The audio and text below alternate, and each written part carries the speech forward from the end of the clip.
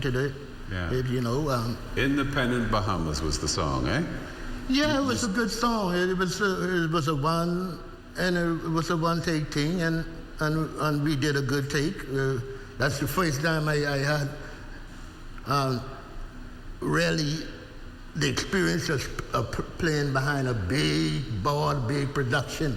You know, they did it right in Montague there, the old Montague Hotel. That's where the Nation was Born album recorded. Okay. In the old Montague Hotel. We did there, and you had to do one cut. Like I say, because it was a one-cut thing, and we knew each other, we get there and we execute. And it is what it is. Thank you very much, Stan Marshall. Thank you. And thank you for watching Independence Reflections. This is the first of 3 shows. We have 2 more for you for the months of June and July. Keep watching. I'm Anthony Newbo. No matter what we may say or do, sing it high, hey, sing it low, sing it wherever you may go, in the church or on the street, sing it too by ocean speed. Hey, independent Bahamas, Bahamas, Bahamas, independent Bahamas, Bahamas, Bahamas, independent Bahamas, Bahamas, Bahamas, independent Bahamas, Bahamas, Bahamas.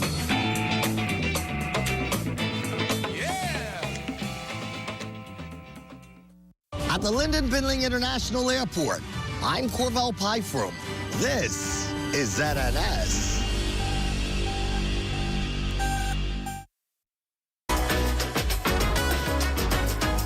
It's What's Trending with Jimenita Swain and the Bahama Beauty at the Broadcasting Corporation of the Bahamas from Studio A. It all starts right now.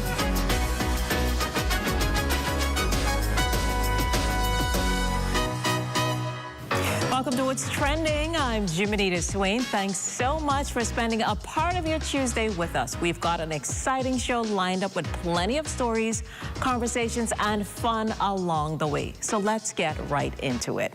And before we dive in, a quick shout out to Fancy's Boutique for this patriotic look.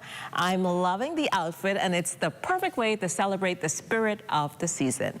Now, let's get started. The dough, the guava, the sauce. 3 essential ingredients, but which one makes the biggest difference? We're settling the sweet debate over the perfect guava duff.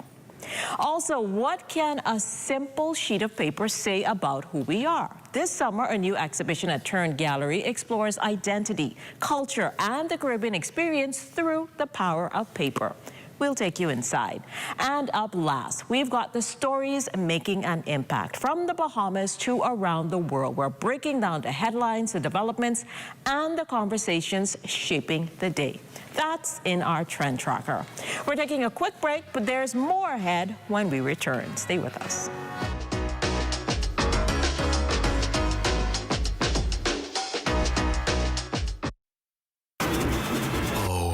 Isn't that nice?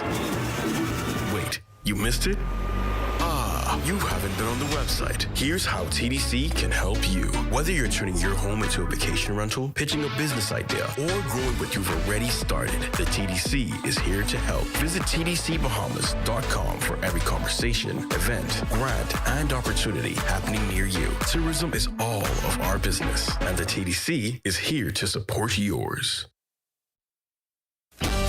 Bahamas, come celebrate at the Family Fun Day, July 10th at Clifford Park. It's a great afternoon of food, fun, culture, entertainment, national pride. Gates open at 4 p.m., concert time 6 p.m. 5th Independence Family Fun Day at Clifford Park. Bring the whole family. Admissions free. Happy Independence, Bahamas. I'm proud to be a Bahamian. Oh, I'm proud to be a Bahamian. I want to show you what paradise on earth really looks like. Imagine this. It's a hot summer day. You've been tanning all day. You just want a place to cool down. This 2-bedroom, 2-bathroom villa sleeps up to 6 people with a fully equipped kitchen and living room. And if you're looking for relaxation, look no further. Now the food, the pool, and the drinks are nice, but summer's coming up. Summer's coming up, and you need to get that body in check. Here at the Paradise Island Beach Club, they have a fully equipped 24-hour gym, ensuring that summer body is in check. We went down to the beach for a little bit. Very relaxing. Definitely gonna come back. Always have a good time at the pool bar, always have a good time at the pool, and then, you know, to be able to walk down less than a minute walk to the beach is unbelievable. Just like these drinks, life really is sweet at Paradise Island Beach Club. Cheers to that.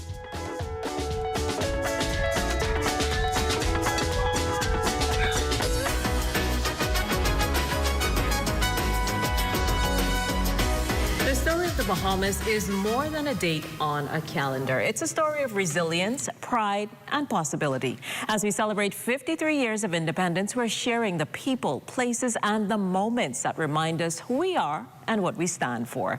Tonight, join us as we celebrate the heart of the Bahamas, one story at a time.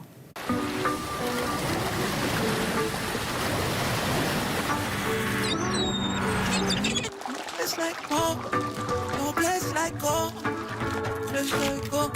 There ain't no blessed like God. I stand, tell me about my clothes. Forget the typical cooking demo. This is something a little different. Today we're diving into one of our most beloved Bahamian favorites, the humble duff. But not just how to make it, what actually makes it perfect. Is it the dough, the filling, or does everything come down to that rich rum or brandy butter sauce? We're getting into the science, the history, and the passionate debates behind what many consider is our unofficial national dessert. Welcome back to What's Trending, Chef Mark Grant. Thank you for having me. Always a pleasure to have you here with us. So when you think of duff, what does it represent to you beyond just dessert? What's its place in Bahamian culture? Well, heritage and history, it's pretty much what our great-grandparents, grandparents pretty much grew up making. Of course, those of us who grew up on the island, you know, you could smell the duff steaming and all of that. And so for me, it's, yeah, what the Bahamas is about. So would you say it's the unofficial dessert or the official dessert? Because I know people love duff. Well, I would say it's one of the official desserts. All yes. right, all right. You have a few, but yeah, this top 5. Now, there are so many opinions on what makes a great duff. So how do you personally define the perfect one?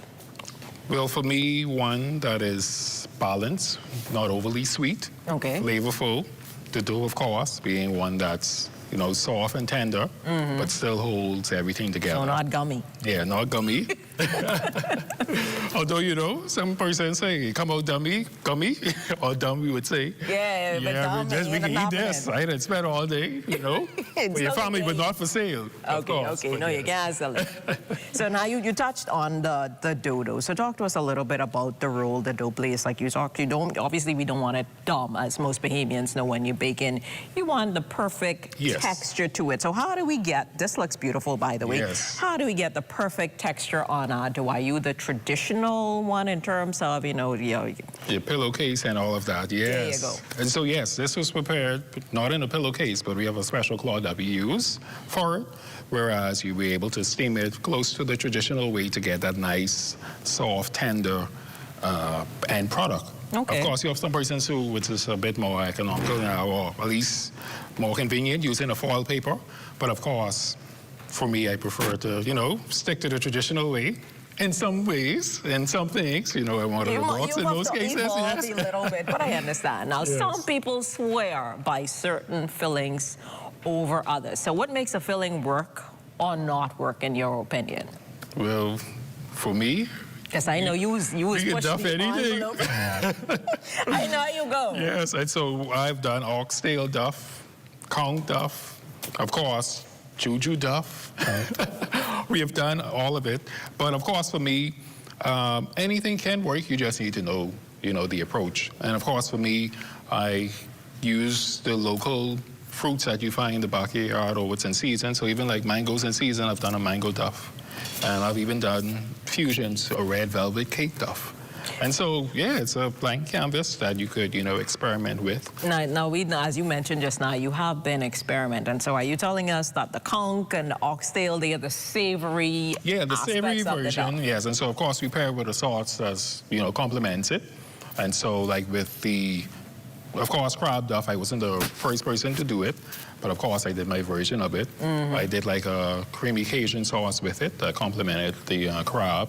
And so for the oxtail, I did, like, a savory brown sauce as well. Okay. So, it's just a matter of your approach and making sure that everything. Now, as you mentioned, you like to step out of the envelope. But are there traditional methods that you feel should never change when making a duff? Well, for me, each island have their way of doing things. And so you have that conversation, too, in terms of now we have this whipped sauce that I have here piped. That looks beautiful. It looks like I did think it was whipped cream. It is a beautiful presentation. Yes, and so, of course, this is more the contemporary version of the sauce. But, of course, back in the day, they had no mix-up. No, and all of that. So they used that. The pulp from the guava, they strain it, and then brandy, the sweet milk, and all of that. And so, of course, and so we do offer a liquid version of the sauce for like a buffet, because of course you don't get time to go to the microwave, and sometimes it's always hot to melt the sauce. Right. And so we offer both versions. It's kind of close to the traditional way, and then of course the new school. So you talk about both versions, but is it really complete without the rum or the brandy butter sauce in these versions? Or is that truly where the magic happens? I think that's where the magic happens. Well, it pulls everything together, but you's the chef, so you tell me. Well, for me, it's a plus. But of course, you have those persons, who may say, I don't drink. And, so they get non-alcoholic sauce? So we maybe use a rum extract, but you still get the flavor. Or don't put it at all and use a vanilla. Yes. But I guess if the paying customer, you got to do what they want. So it still works, but of course, it's better with the rum.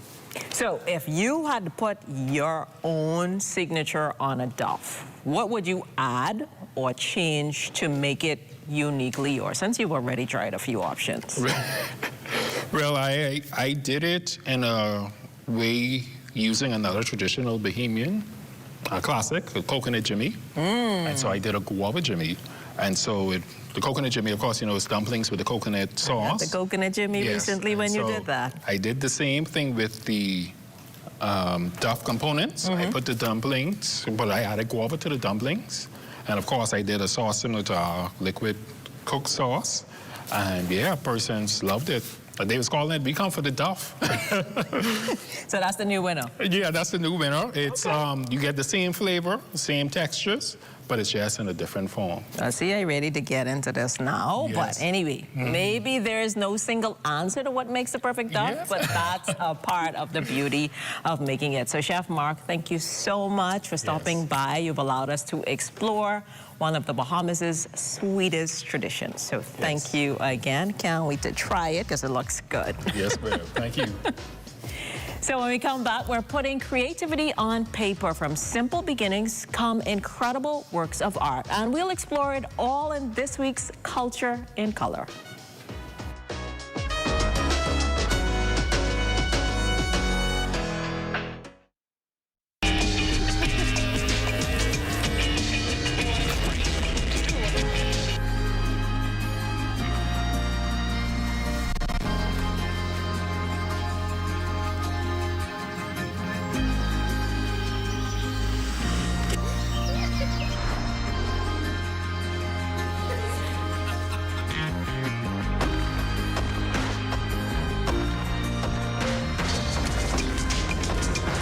When the craving hits, there's only one thing everybody agrees on. Hot, crispy, Wendy's chicken tenders. Made to satisfy every bite. Whether it's served as a slider or wrap, it's always perfectly seasoned, perfectly crunchy, and always cooked fresh. From lunch with friends to family moments worth sharing. For chicken tenders you're gonna know by name, gotta be Wendy's.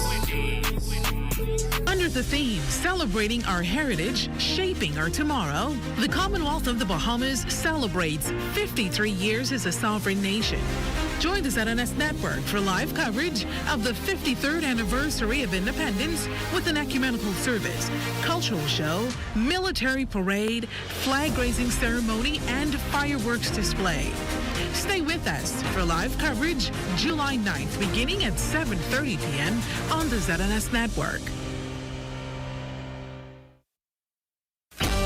Bahamas, come celebrate at the Family Fun Day, July 10th at Clifford Park. It's a great afternoon of food, fun, culture, entertainment, national pride. Gates open at 4 p.m., concert time 6 p.m. 5th Independence Family Fun Day at Clifford Park. Bring the whole family. Admissions free. Happy Independence, Bahamas. I'm proud to be a Bahamian. Oh, I'm proud to be a Bahamian.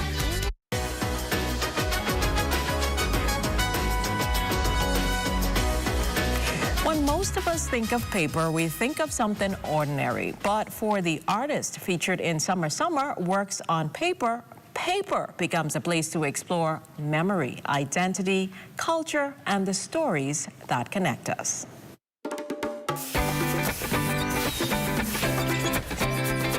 Culture and Color, presented by Dungaluk Studios Art Gallery. The exhibition brings together 16 artists from the Bahamas and across the Caribbean, each pushing the limits of what this medium can do. Joining us today are two artists, Keishel Knowles and Stephen Smith. Welcome to What's Trending. Thank you. Thank you. It's great to have both of you here with us. So this question is for both of you, but we'll start with you, Keishel. So when people hear works on paper, they may think of simple drawings or sketches. What do you hope surprises visitors when they walk into this exhibition? I hope that they enjoy the pieces. That's one thing, because a lot of people tend to go into art kind of like scared, thinking that they won't understand or truly get what they see in front of them. So I hope that they go into it with an open mind and understand that everything in the space is open for them to kind of appreciate and enjoy. And what about you? I think for me it's just the range. I think when you look at it, Bahamian artists are so creative with using such a very familiar and simple material. And I think when you walk around, you'll see almost everything is quite different, from photography to simple drawing to mine. I do like a lot of collage and painting, and I mix a lot of different materials together. So yeah, it's just the variety is amazing. That is nice. So Keishel, your portraits are incredibly striking. So what stories are you trying to tell through the faces you choose to paint? So the particular piece that I have in the exhibition is called It's Hard to Find a Good Beach to Go To. And that particular series, I wanted to illustrate just kind of like the black bodies in, you know, tropical spaces, particularly the beach, where a lot of times you see beach advertisements that are completely filled with tourists. So I kind of wanted to sort of express the Bahamian experience of being on the beach, enjoying the beach, how it feels to just have sand on your body, drinking, and that kind of idea that, you know, this culture, this island that we live in is primarily for us, and it should also show that we are the people who it's for. Understandable. So, Stephen, your work, as you mentioned, often incorporates found materials, collage, and handmade paper. So what draws you to build art from many things people maybe might just throw away? I think that's just such a Bahamian thing to do, to just like use the stuff that's around you and try to reconfigure it to make something beautiful. And I grew around, my mom is a very creative person. She always just she cooks a lot, and she always would use anything around the house just to make a new dish. So I kind of find myself incorporating that a lot within my practice as well. So for me, when you look at the works, there's, I mean, literally everything. There's like digital and physical painting and drawing. There's family archives that I collage together. There's sculptures that I make and photograph and add back into the work. There's like coloring pencils. Yeah, just so you just bring everything together. Yeah. I like the idea of using things that are around you and like just yeah, just kind of making it beautiful. I like that too. So again, a question for both of you, and we'll start with you again, Keishel. Identity is a theme that runs through your work. So has your understanding of what it means to be Bahamian changed over the years? I can say that traveling has really made it quite eye-opening for me. I know the phrase, like, you know, you don't know what you have until it's gone, and I feel like I was able to really appreciate the culture a little bit more, especially like being away and missing like my home and integrating so much of it into the art as a way of like remembering and trying to be closer to home. So I feel like it has allowed me to sort of pick apart the nuances of the culture and sort of bring it back into the art to facilitate conversations. I feel like so much of the history and culture is being lost and we're not documenting it. So for me, like my portraits sort of act as sort of like a historic like documentation of the record. The culture of these young men going through society, and how can we sort of preserve the generations that, you know, we're living in now and is going to see pass. And what about you, Stephen?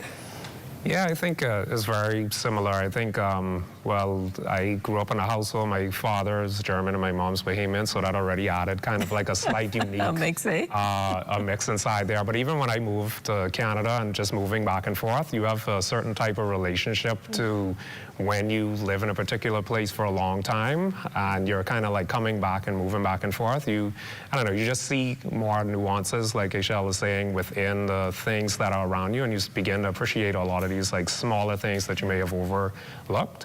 And part of the way that I make my work is I'm very interested in like the family aspect of it. So I create this kind of like a very distinct way of like documenting my personal family history. So within the work, you'll find a lot of images of like my, in the two works in the show, you'll see like a gray, almost like sepia smile in all two of them, and that's from my mother's proposal with my dad in 1973 in the Nassau Guardian. It's a small clip in it. Wow. So you'll find like images of my nieces and nephews, their drawings that they did. So it's very something, so being away from it, like I always think about like the work in like 30 years and how I can look at it, and it'll just be like a very distinct way of documenting my own family history. That is a great way to look at it. Mm-hmm. As a Keishel, you talked about early on that your work invites us to see Black men through a different lens. Mm-hmm. So one that makes room for vulnerability, I think.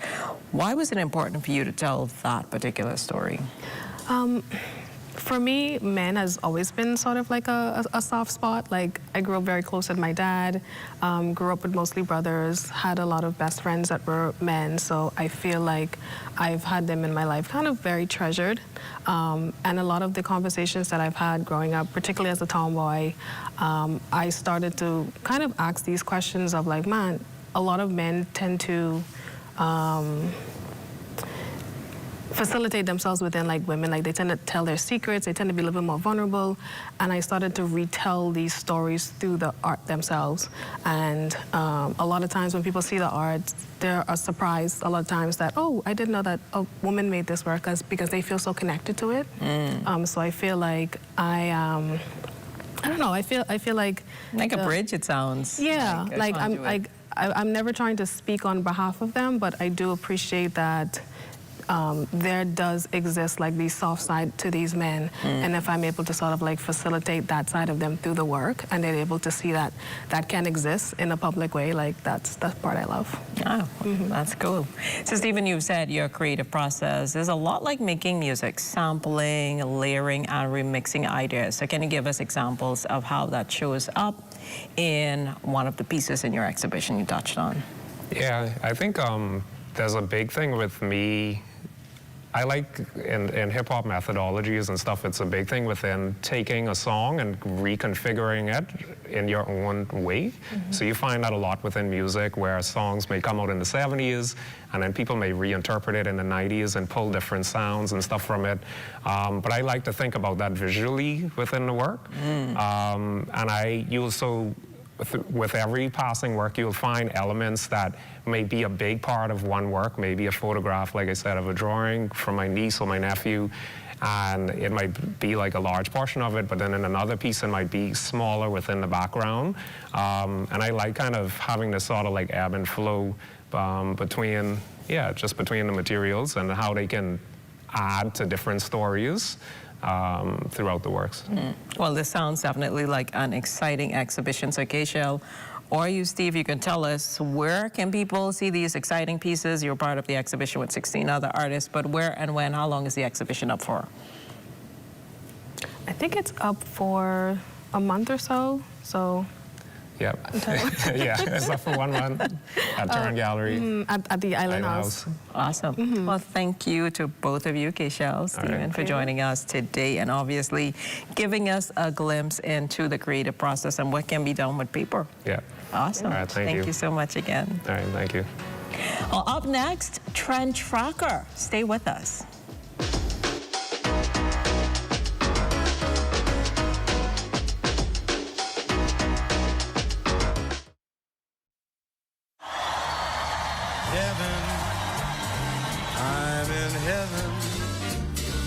And my heart beats so that I can hardly speak. Out together, dancing cheek to cheek. I'm Jordan, by the way. Tom.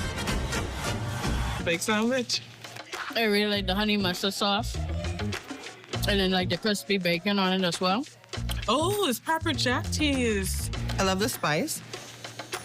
I love the crunch. I love the original sandwich, but just that simple addition of bacon was like over the top. The chicken is really good. I like it. I like it a lot. I rate this a 10 out of 10. I'd eat this again. Love that chicken from Popeyes. Bahamas, come celebrate at the Family Fun Day, July 10th at Clifford Park. It's a great afternoon of food, fun, culture, entertainment, national pride. Gates open at 4 p.m., concert time 6 p.m. 5th Independence Family Fun Day at Clifford Park. Bring the whole family. Admissions free. Happy Independence, Bahamas.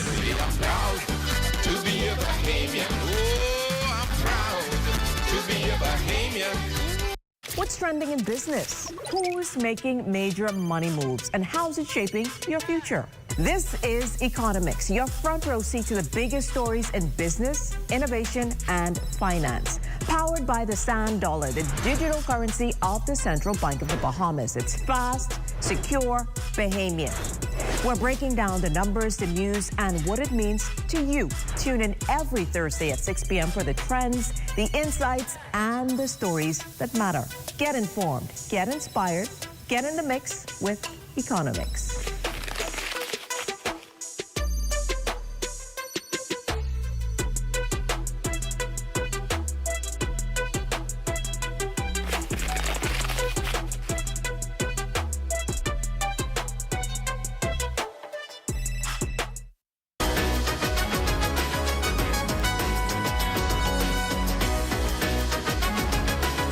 From global headlines to stories making waves closer to home, these are the moments everyone is talking about. It's time for Trend Tracker.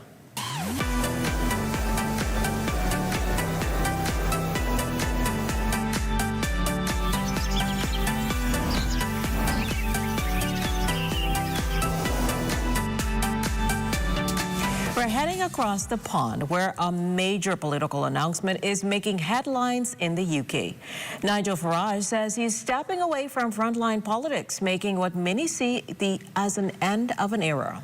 Love him or loathe him, Farage spent decades shaking up British politics. He was one of the driving forces behind Brexit and became one of the country's most influential and controversial political figures. Now the focus shifts to what comes next. Who steps into the spotlight? What does this departure mean for the future of British politics? It's a story worth watching because when a figure this influential leaves the stage, the impact can be felt far beyond the UK. Now, from Britain to the Caribbean, a disagreement within CARICOM is putting the regional organization under the microscope and sparking debate about governance and accountability. Trinidad and Tobago is challenging the reappointment of CARICOM Secretary General Dr. Carla Barnett, arguing the process should undergo a legal review and asking that the Caribbean Court of Justice weigh in. So why does this matter? CARICOM was created to give Caribbean nations a stronger voice by working together. But when member states question the way key decisions are made, it becomes a test of trust, transparency, and regional unity. Now the question is, can CARICOM resolve this dispute and emerge even stronger? Let's switch gears to the hardwood, where Team Bahamas is proving it can compete with the best in the region, and the journey is just getting started. The Bahamas senior men's team has officially secured its place in the next round of the FIBA 2027 World Cup qualifiers, putting the country among the teams looking to make their mark on basketball's biggest stages, the FIBA World Cup. After a dominant win against Jamaica and a loss to Puerto Rico, the Bahamas finds themselves positioned within the top 3 of their group, advancing to the second round of the qualifiers. And this is a bigger than just a tournament run. It shows how far the Bahamian basketball has come, with NBA talent and homegrown players putting the country on the global sports map. Now, the question is, how far can this team go? Well, that's been your Trend Tracker. We took you around the world and back again. There is more What's Trending after the break.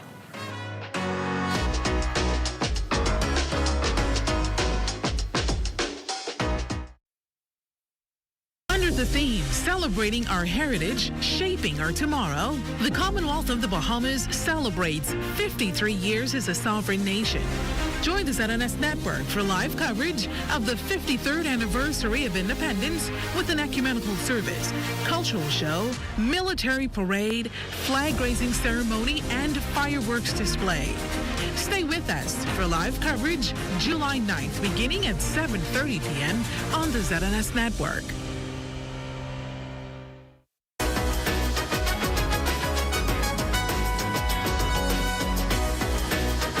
Can you bottle the essence of the Bahamas? One entrepreneur did. Find out how on Wednesday. And that's a wrap for What's Trending. Thanks for watching. Follow us on Instagram at What's Trending on ZNS. And we'll see you tomorrow at 6 p.m. Until then, stay connected.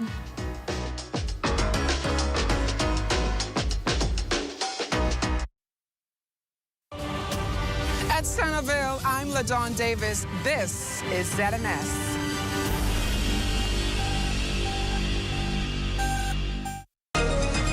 This is the Bahamas Tonight. The Northern Edition has a look at stories making news tonight. Expansion is coming to one of the island's major tourist attractions. We have the details. Also, 2 men wanted by police turned themselves in. And a male accused of stealing $43,000 worth of meat is out on bail. The Bahamas Tonight Northern Edition starts now.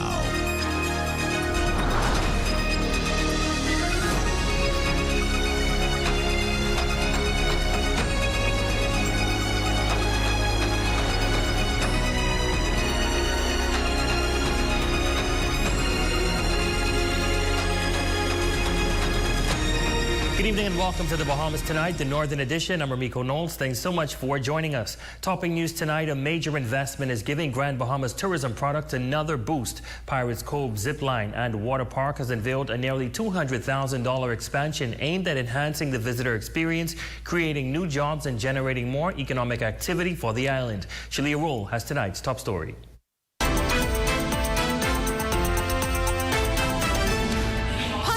Zipline and Water Park is making a major investment in Grand Bahamas tourism product, unveiling a nearly $200,000 expansion designed to attract even more visitors and enhance the island's cruise tourism experience. The latest edition introduces new attractions aimed at giving repeat visitors something fresh to enjoy while strengthening Grand Bahamas' position as a premier destination for adventure tourism. When you add the ATVs and the UTVs, the ATVs, the paddle bikes, along with the conch experience and the sea scooter, we believe it's going to take us around about $200,000 in investment.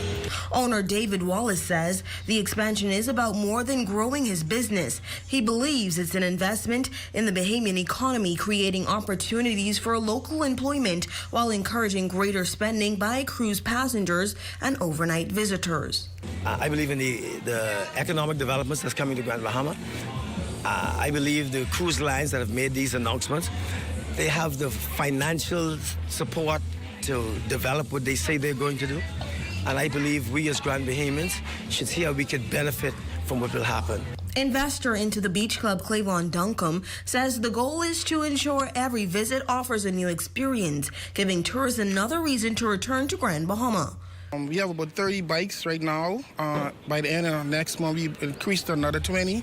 So we'll be able to service 50 people, which will be perfect for the upcoming summer days, as well as Carnival expanding their ship or dockage to four ships at a day. President of the Grand Bahama Chamber of Commerce says private sector investments like this are exactly what's needed as the island continues its economic recovery. He notes that tourism developments have a ripple effect, benefiting transportation providers, restaurants, retailers, tour operators, and other small businesses throughout the community. What we have here today is passengers from both ends of the spectrum in terms of port arrivals.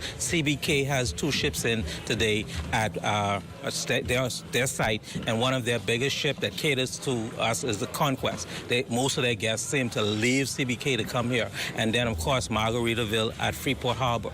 We have that joint offering where ships come from both areas.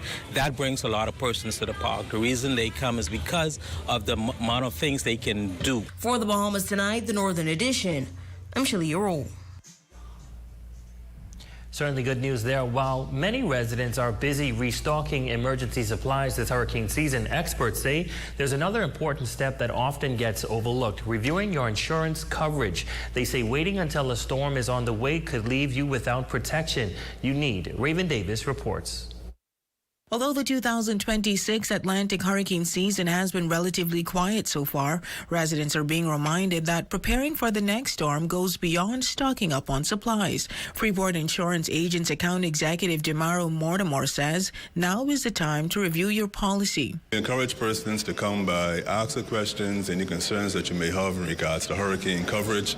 Is this covered? Is that covered? Anything you would like to know in regards to coverage or any policy that would include hurricane coverage, including your vehicle, your business.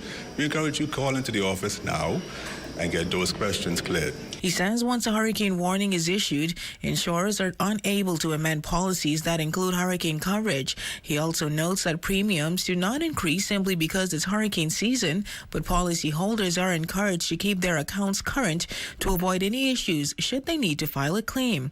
And here's how he explains what residents can expect after a storm.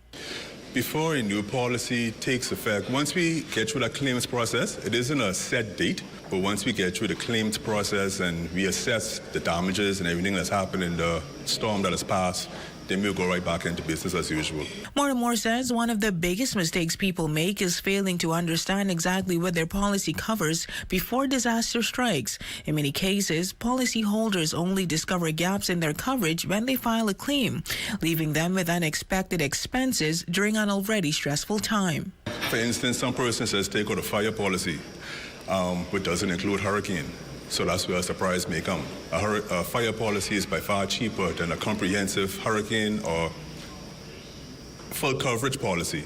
So they take the cheaper way out, and then when claim day come, a surprise comes that's not covered under your policy. With the most active stretch of hurricane season beginning next month, insurance experts say now is the time to review your policy and make sure you're adequately covered before the next storm develops. For the Bahamas Tonight, the Northern Edition, I'm Raven Davis. In other news, many of the fires reported in Grand Bahama could have been prevented with simple safety measures. That's the message from Sergeant Brad Adamson of the Grand Bahama Fire Services, who today is urging residents to be more proactive about fire prevention during a press conference at police headquarters. He says increasing public awareness is key to protecting lives and property. Jolanda Thompson-Everest reports. Here at police headquarters, fire officials are reminding the public that fire safety begins at home. During a police press conference, Sergeant Brad Adamson stresses that many reported fires throughout the district could have been prevented with simple precautions. He's encouraging residents to remain vigilant, practice safe habits, and take the necessary steps to reduce fire risk. When fire starts in the home, you have persons who will come home tired, and they come home, they want to cook something, they go to the stove tired, They turn the stove on to cook, and they fall asleep. So things like that can be avoided. Also, persons who may have debris or sediments that would have built up on the stove, they too can cause a fire. Sergeant Adamson says residents should only cook when they are fully awake and alert. If they are tired or unable to pay close attention, he advises letting someone else prepare the meal. He also urges parents to supervise children and reminds residents to avoid leaving scented candles or other open flames unattended inside the home. Don't take it for granted. It may be some wire that's burning or something that's telling you something needs to be checked.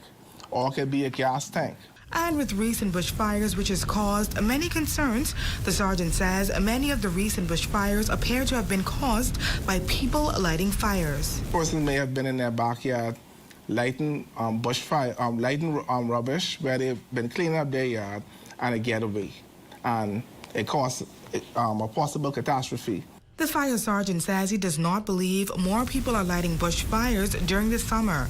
Rather, he says the dry conditions during the season allows fires to spread more quickly and burn differently. Because of the season, the bush itself is easier to light.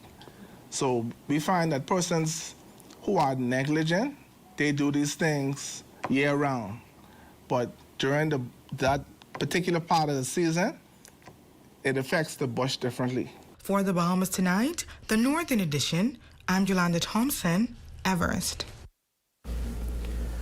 Well, in news from the crime beat, 2 men who were being sought by police in Grand Bahama for conspiracy to commit murder and attempted murder are now in custody after surrendering to authorities. The Royal Bahamas Police Force confirming that both men turned themselves in following the release of wanted bulletins. 38-year-old William Lightfoot and 44-year-old Rudon Knowles turning themselves in to officers from the Criminal Investigations Department after police publicly appealed for their capture. On Friday, July 3rd, 2026, the Royal Bahamas Police Force had issued wanted posters for both men, warning the public that they should be approached with caution as they were considered armed and dangerous. Following their surrender, police updated their notices to confirm both men are now in custody, bringing the public search for the suspects to an end. Authorities have not released additional details about the investigation or indicated when the men are expected to appear before the courts. Police say investigations into the matter remain ongoing. Meanwhile, a 32-year-old Freeport man accused of stealing nearly $44,000 worth of meat and seafood from a local food store has been granted bail after appearing in court. Kogan Newbold stood before Deputy Chief Magistrate Charlton Smith in Court Number 2, where he faced multiple counts of stealing from a shop. Prosecutors allege that between May 11th and July 3rd, 2026, Newbold stole various quantities of meat and seafood, including mahi-mahi, ribeye, steaks, New York strip steaks, salmon, shrimp, and other products from 2 locations of the local food store.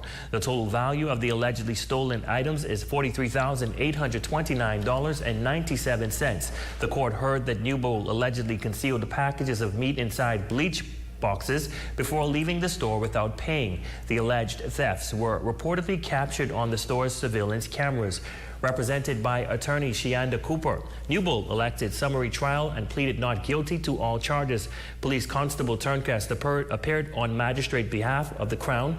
Deputy Chief Magistrate Smith granted Newbold $5,000 bail with 1 or 2 sureties. The matter was adjourned to September 8th, 2026 for trial in Court Number 2. Also in news from police on Grand Bahama have arrested 8 individuals for immigration purposes after they were found at a residence on Stratford Way in South Bahamia. Preliminary reports indicate that it was shortly after 2 a.m. when officers from the Mobile Division, assisted by other police officers, acting on information received and went to a residence on Stratford Way. During the operation, officers discovered 4 Chinese nationals, 1 Filipino national, and 3 Haitian nationals, along with a juvenile. Subsequently, the 8 individuals were taken into custody and handed over to the Department of Immigration for further processing. This matter remains under active investigation. In other news, ZNS News is aware of public questions surrounding our report regarding the alleged apprehension of murder suspect Kenrick Hanna. Before publishing that report, ZNS Northern Service sought official confirmation from the Royal Bahamas Police Force on 2 separate occasions. Information provided to our newsroom by police officials confirmed that the suspect had been apprehended by authorities in the United States. As with all major news stories, ZNS relied on what was represented to us as official information after taking reasonable steps to verify the report. ZNS remains committed to reporting responsibly, accurately, and in the public interest. We will continue to seek official clarification from officials and will promptly update our audience should additional verified information become available. And still to come. The Freeport City Council and the YMCA are once again teaming up in an effort to promote water safety. Stay tuned. That story, sports, and more when we come back.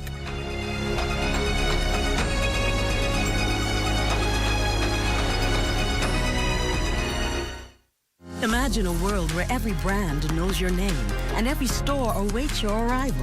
Elite shopping, travel where luxury is a lifestyle and every journey feels like home. Dine where every flavor is just for you, every table reserved, and every moment a taste of perfection. Make every big moment even bigger. Experience banking where wealth isn't just managed, it's maximized. Step into a world without limits. Commonwealth Bank, leader in personal banking services. Come on down and see what Dolly Madison has in store for you. Renovate and rejuvenate at Dolly Madison. Dolly Madison. CompuSec Printing is making room for summer with a massive store-wide sale. Get 30% off in stock items only now through July 31st. Save on shirts, hats, souvenirs, flags, indoor flagpoles, and more. Visit CompuSec Printing, West Atlantic Drive, Freeport. Open Monday through Friday, 9 to 5, and Saturdays, 9 to 2. Don't miss the 25% off independent sale at Park & Shop this July 7th, 8th, 9th, and 11th, excluding red tag items and underwear. Park & Shop, downtown.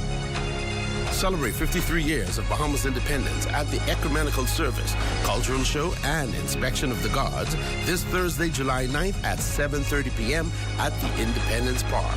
Performances by IMC, Avi, Recon Bahamas, Wilfred Solomon, the Bahamas Dance Theater, the Urban Renewal Marching Band, the North Wing Pop Band, and the Deep South Island Boys. Bring the entire family to celebrate our nation and our heritage. Admission is free. See you at the Independence Park. Hey, I'm a big deal. I'm a 19-foot Panga boat fishing package, complete with engine, trailer, and accessories. So pull up, hook up, and drop me in the ocean and let's work. Just in time for lobster season. Swag Shop Clothing Shop, located Queens Highway next to Freeport Carpet, offers a variety of clothing and shoes for men, women, and children. Visit the store today for an awesome experience. Fresh oil, fresh fire. Join the School of Prophetic Ministry Hawksville for 2 Holy Ghost-filled nights of crusade, July 13th and 14th, 2026 at 7:30 nightly. Guest speaker will be Bishop Steve Daniels of Shalom Missionary Baptist Church, Minnesota. Fresh oil, fresh fire crusade, July 13th and 14th at the School of Prophetic Ministry. See you there. It's Independence time again, and Grand Bahama Tiles is celebrating big savings with their 20% off store-wide sale. With new styles arriving, they have just what you need for your kitchen, living room, and patio. And the first 10 customers get an additional $50 off their tile purchase. Come on in July 8th and July 9th and enjoy big Independence Day savings. Call them at 352-7920. Save more drugs. We got you. From cosmetics to prosthetics, what you need for your family, the brands you're looking for, the quality you expect, the prices you need and deserve. Feel the love. Save more at Save More Drugs. Your number one team in the North. Only the sun covers the Bahamas better. Welcome back. The Freeport City Council and the YMCA are once again teaming up to equip hundreds of children with life-saving water safety skills. Now in its second year, the partnership is reaching approximately 250 campers, teaching them how to stay safe in and around pools, beaches, and boats as hurricane season continues. Are you prepared in the event of a water emergency? With hurricane season underway, water safety is at the utmost importance. As families spend more time around pools, beaches, and boats, knowing how to respond in an emergency can make all the difference. We are surrounded by water. The Bahamas has water at every angle of our islands, and so therefore it's very, very important that our children learn how to swim and learn how to swim from an early age. As parents, we tend to ensure that everything is in place for our children and we forget ourselves. But nature has not been that kind to us, and so therefore parents also should learn how to swim, because it takes away the fear element. Just how the kids has no fear for the water, once a parent learns how to swim, they can also be more comfortable around water. For the second consecutive year, the Freeport City Council has partnered with the YMCA to expand its summer camp program, with the goal of reaching more children through the facility's wide range of activities and spacious campus. This year, approximately 250 children are enrolled, ensuring that the majority of campers will receive valuable water safety education and learn essential skills that could help save lives. Yes, this year we have somewhere around 250 kids that have entered the program this year. And one of the reasons that we picked the Y is because they're able to accommodate a swim program. And like you mentioned, with hurricane season, Grand Bahama is prone now for flooding. And in the event of future floods, we just want to make sure that as many persons as possible can swim, and especially the kids, so they can fend for themselves if such a thing occurs again. As the summer camp progresses, the YMCA and the Freeport City Council are instilling a greater water safety awareness, one kid at a time. For the Bahamas Tonight, the Northern Edition, I'm intern Aaron Burrows. Well, as the Bahamas prepares to celebrate its 53rd year of independence, church leaders are encouraging Bahamians to reflect not only on the nation's achievements, but also on its spiritual foundation. Church of God of Prophecy retired pastor George Thompson says, as a Christian nation, true national strength begins with a commitment to God. I say to our country as we celebrate in this time of independence, that we are to remain sober, righteous and godly in this present time. Righteousness exalted, but sin is a reproach to any people.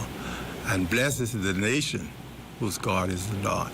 So we want to keep that focus as we celebrate all of the wonderful things that we experience during this time of the year. Ministers say the country's future will depend on more than economic growth. Grand Bahama Family Worship Center's Bishop Cardinal McIntosh urges that lasting progress for the nation comes from a shared commitment to godly values across every level of society. In our 53rd year as a nation, what can we or hope to look forward to?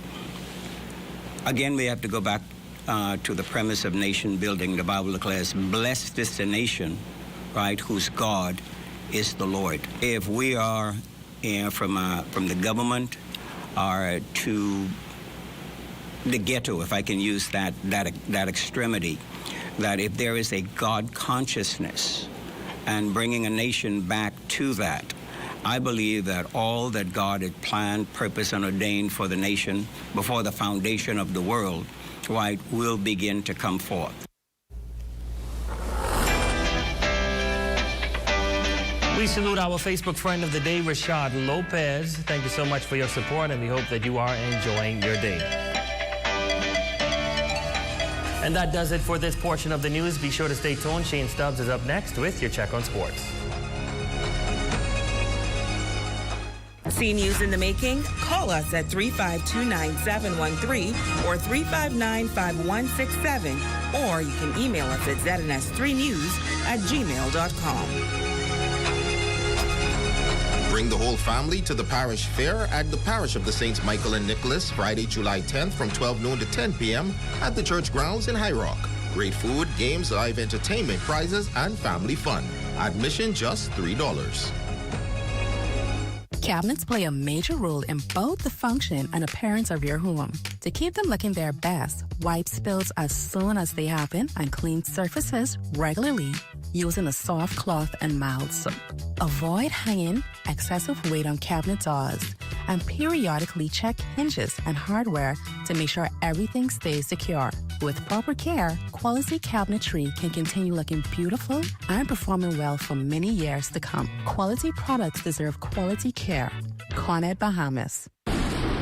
Hey, what are you doing? I'm self-insuring my investments starting with this tarp. We all remember the blue tarps after the storm. Let's make sure that we are covered with more than a tarp. Don't allow your investment to be at risk. Protect your investment with one of our insurance policies. Nobody does it better. It's Independence time again, and Grand Bahama Tiles is celebrating big savings with their 20% off store-wide sale. With new styles arriving, they have just what you need for your kitchen, living room, and patio. And the first 10 customers get an additional $50 off their tile purchase. Come on in July 8th and July 9th and enjoy big Independence Day savings. Call them at 352-7920. I want to put some shoes on your feet. I like this one. Before us, there was an idea. That idea allows us to serve you. Because it's not. It's not just about the shoes. It's all about helping our customers. Look good and feel good. Let us put shoes on your feet.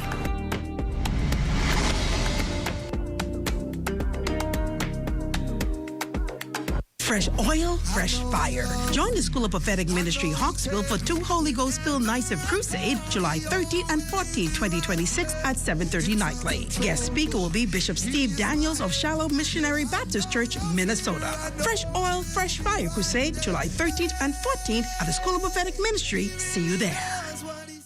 At Save More Drugs, we got you. We got what you want. We got what you need. We got what you came for. The quality you expect. The prices you need and deserve. Save more at Save More Drugs.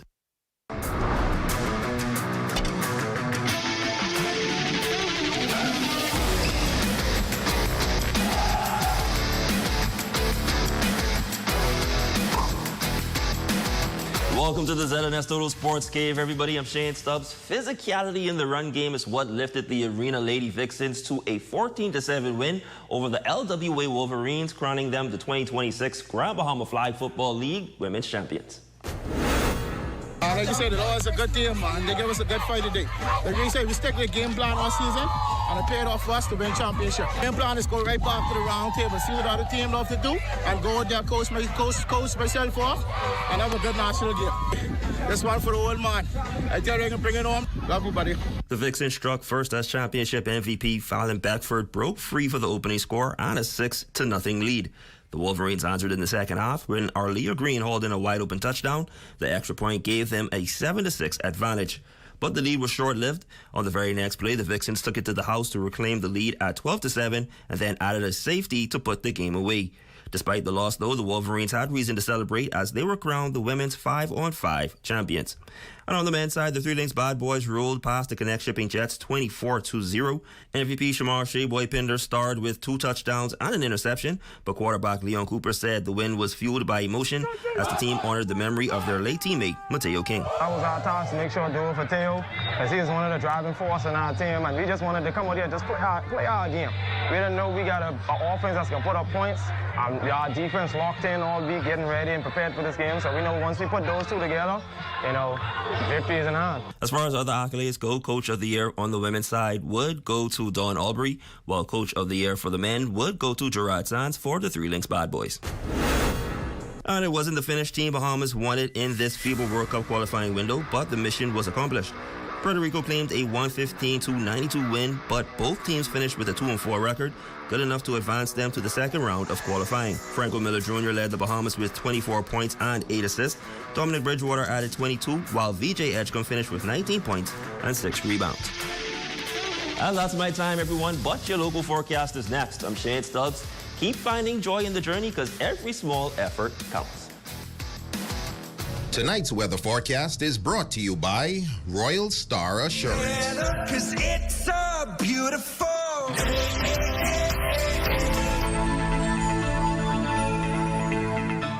Save more drugs, from cosmetics to prosthetics. What you need for your family, the brands you're looking for, the quality you expect, vitamins you need, and prescriptions you gain. Feel the love. Save more at Save More Drugs.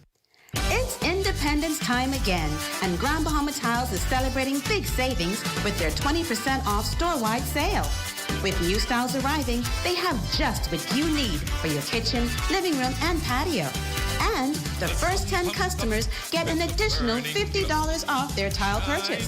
Come on in July 8th and July 9th and enjoy big Independence Day savings. Call them at 352-7920.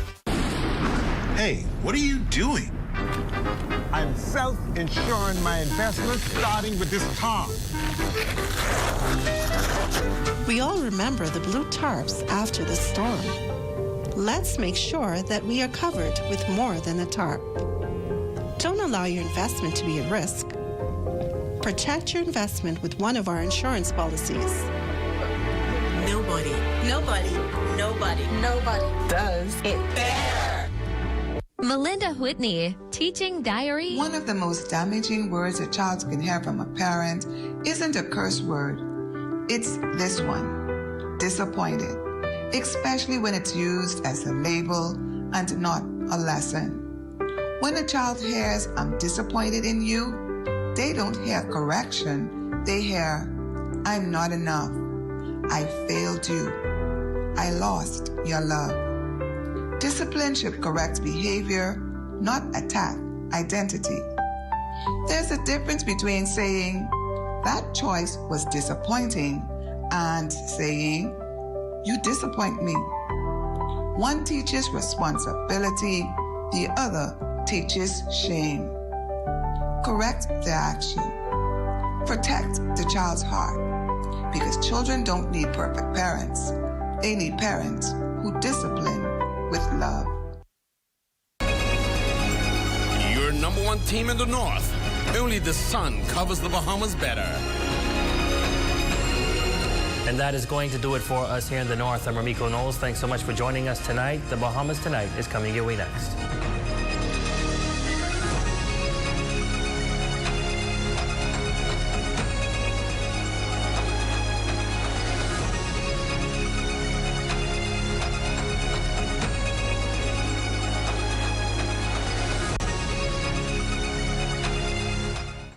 So how's your preparation going?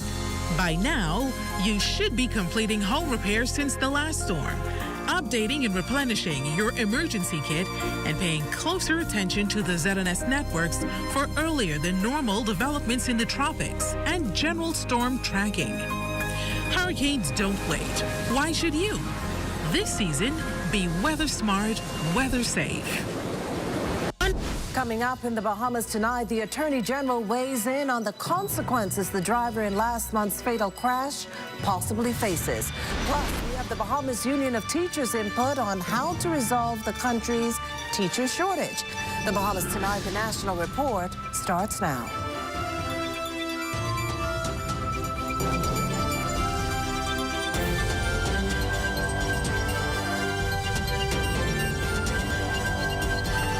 Good evening, everyone, and welcome to the broadcast. As a nation mourns the loss of 5 young lives and questions mount about how far the law goes to deter dangerous driving, the Attorney General is tonight weighing in on the penalties for vehicular manslaughter, which could very well include sentencing. Aldavi's Munning starts us off tonight. The Road Traffic Act states that causing a fatality while driving dangerously or recklessly carries severe penalties, ranging from 5 to 15 years in prison. But according to Attorney General and Minister of Legal Affairs, Senator the Honorable Wayne Monroe, sentences in these types of cases may vary. There have been awards of a year, 2 years. I know there was a case in Grand Bahama where 3 young ladies died and the person got 18 months. And so, yes, there's generally an award if you have multiple deaths.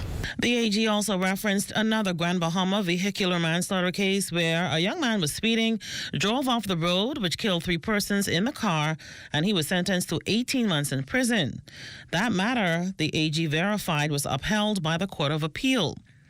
But another question has surfaced as the nation mourns the deaths of 5 young people due to dangerous driving. Will there be amendments to the Liquor Licenses Act to change the legal drinking age of 18? It's when the spring breakers come over, the Americans come over, their drinking age is 21. And so you have persons who are 18 who can't legally drink in the U.S. who can drink here. You do have underage drinking here. Persons who have licenses are only licensed to sell to adults. It behooves adults not to buy alcohol and share it with children. In some instances, you have a parent will have alcohol in their home. There's actually no control over that because it's in your home. It's for you to be responsible with regard to your children. The Attorney General revealed that in the past, killing in the course of dangerous driving was tried in the magistrate's court. But now, vehicular manslaughter cases are heard in the Supreme Court before a jury. For the Bahamas Tonight, I'm Altaviz Munnings. Well, more than 1,000 miles away, the student body and faculty of Oklahoma's Langston University are equally mourning the loss of Stanio Webb, one of 5 people killed in that June 28th car crash on Shirley and Church Streets. According to Yuri Butler of the school's Caribbean student organization, Webb, a member of the Marching Pride Band, was just finishing up his sophomore year, while Diamond Stubbs, another victim, was headed to Langston as a freshman this fall. And I saw her she worked over there in the summer at a restaurant, so she was just, gathering monies, for the fall semester. Like somewhat introverted. She's very sweet, she's very calm, she's like very quiet, but like once you really get to know her, she's just a very goofy person, bubbly personality. She was always interested in being a student leader on campus, always trying to make an impact. It took me like 20 minutes to get out of myself, because I knew like when everybody else is going to get the news, it's just going to be like a ripple effect. Langston University has since released a statement noting that Webb and Stubbs will live in their hearts forever. Counseling services were also made available. A balloon release is also planned. Back here in the capital, the Unregulation Communities Action Task Force today resumed demolitions at the Montgomery shantytown off Cowpen Road. Now, as reported, exercises began yesterday and became heated as residents attempted to block demolitions. Video showing the situation getting physical has now gone viral. Head of the task force, Superintendent Stephen Carey, was hurt in the incident and needed medical attention. He spoke this afternoon with ZNS News about what transpired at the site and assured the work will continue. On about 50% of the structures. During the course of the day, while we were demolishing some structures, we had a few unruly residents. One of the residents' name, I cannot say at this time. He is presently being detained for disorderly behavior, assaulting a police officer, causing harm. Today, we went in, we continued, and at present, we are about 97-98% completed with the demolition. Tomorrow, we will knock down the last few structures, and we'll continue to cart away the debris. Now, many of those now displaced residents have complained that there was not sufficient time given for them to relocate. It's a claim the task force pushes back against, insisting these notices went out more than a year ago. Superintendent Carey again reminded how the process works and who's eligible for government assistance. Once we identify the unregulated community, we go in, we issue a 28-day notice. After issuing that 28-day notice, we return back to the residents and we give them a date. But before we give them a date, we have social service visit this area, see who all in the area is qualified for assistance. Once you're qualified for assistance, you have to be a Bahamian resident in order to qualify for assistance. Persons who are permit holders, they're not qualified for government assistance, and persons who are permanent residents are not qualified for government assistance. In other news tonight, the Ministry of Energy and Bahamas Power and Light say work is underway to prevent a repeat of Sunday's island-wide power outage.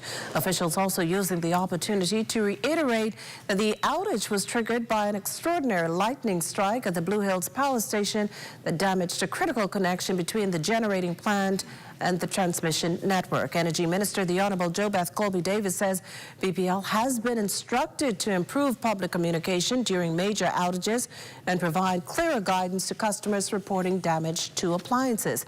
Meanwhile, BPL's Board of Directors has ordered a comprehensive review of the incident to strengthen grid resilience, improve restoration procedures, and modernize the electricity system while thanking crews who worked through the night to restore power.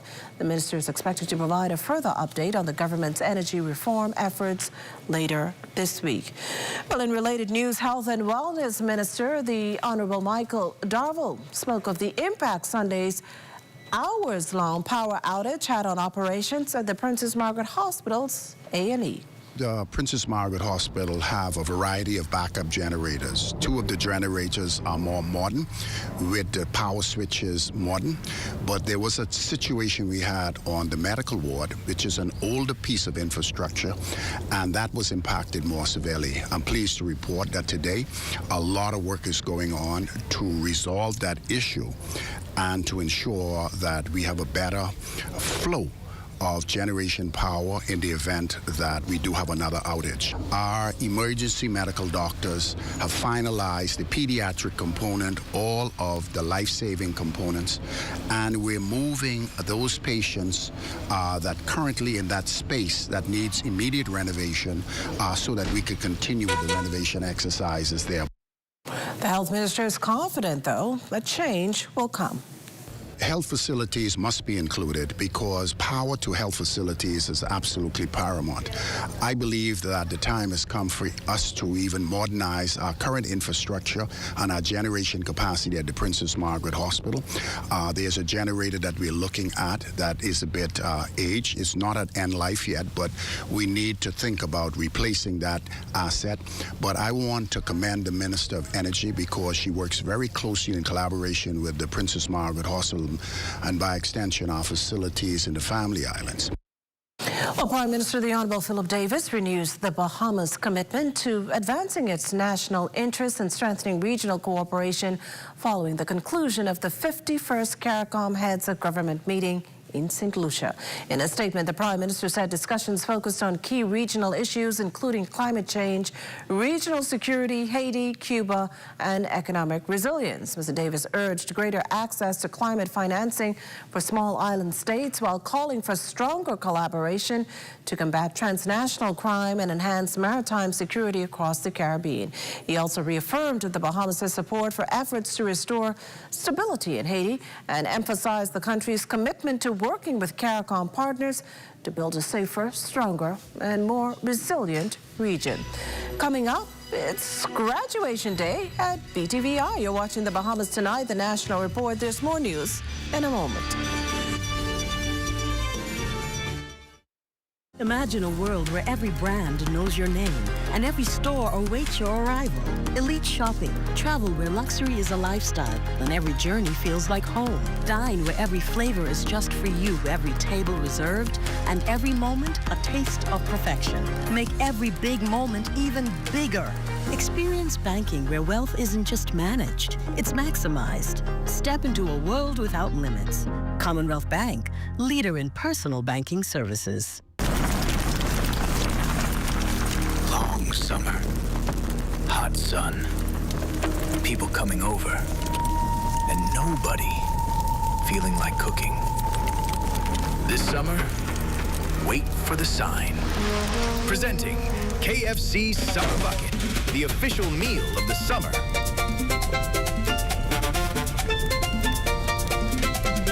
KFC, it's finger-licking good. Welcome back to The Movement, your energy and transport briefing. Across the islands, MOET is helping Bahamians take control of their future through the Post Office Savings Bank. It's simple, reliable, and designed for everyone, no matter which island you call home. The post office isn't just for mail. It's also home to a hidden gem called the Savings Bank. With just $3.15, you can make a huge difference towards your future finances. Come, let me show you how it works. Saving doesn't have to be complicated. From first-time savers to parents planning ahead, the Post Office Savings Bank has been helping Bahamians put a little aside, safely, securely, and close to home. The Post Office Savings Bank is a thrift bank established by the Bahamas government to assist all Bahamians to save.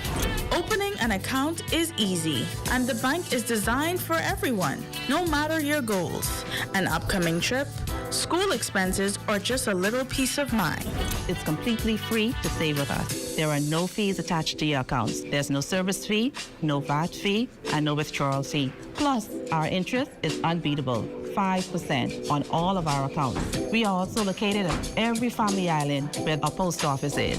No complications, no hidden fees. Just a simple, reliable way to save at your pace wherever you are.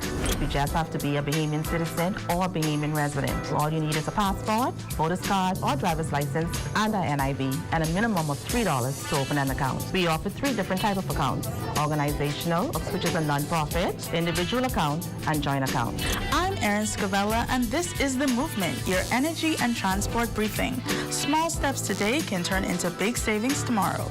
Start saving, start simple, and start right where you are.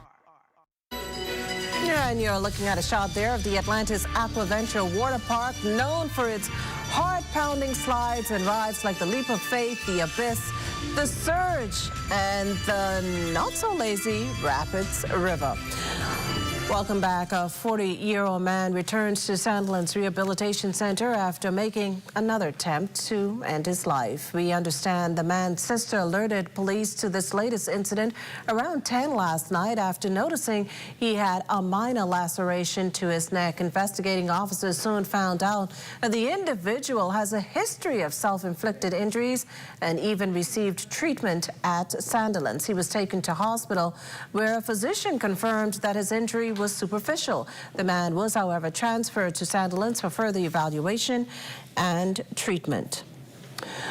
On a lighter note, with roughly 300 teaching positions unfilled, Bahamas Union of Teachers President Belinda Wilson says the shortage in public schools is reaching critical levels and must be addressed urgently. LaDawn Davis takes it from here. Much has been said in recent days about a teacher shortage in the public school system, but Bahamas Union of Teachers President Belinda Wilson insists the issue is a perennial one. Further, while she agreed with the education minister's push to prioritize recruitment to fill critical vacancies across the country, Wilson still insists the teaching profession be made more attractive. Low salaries and benefits is a part of the reason why they are leaving.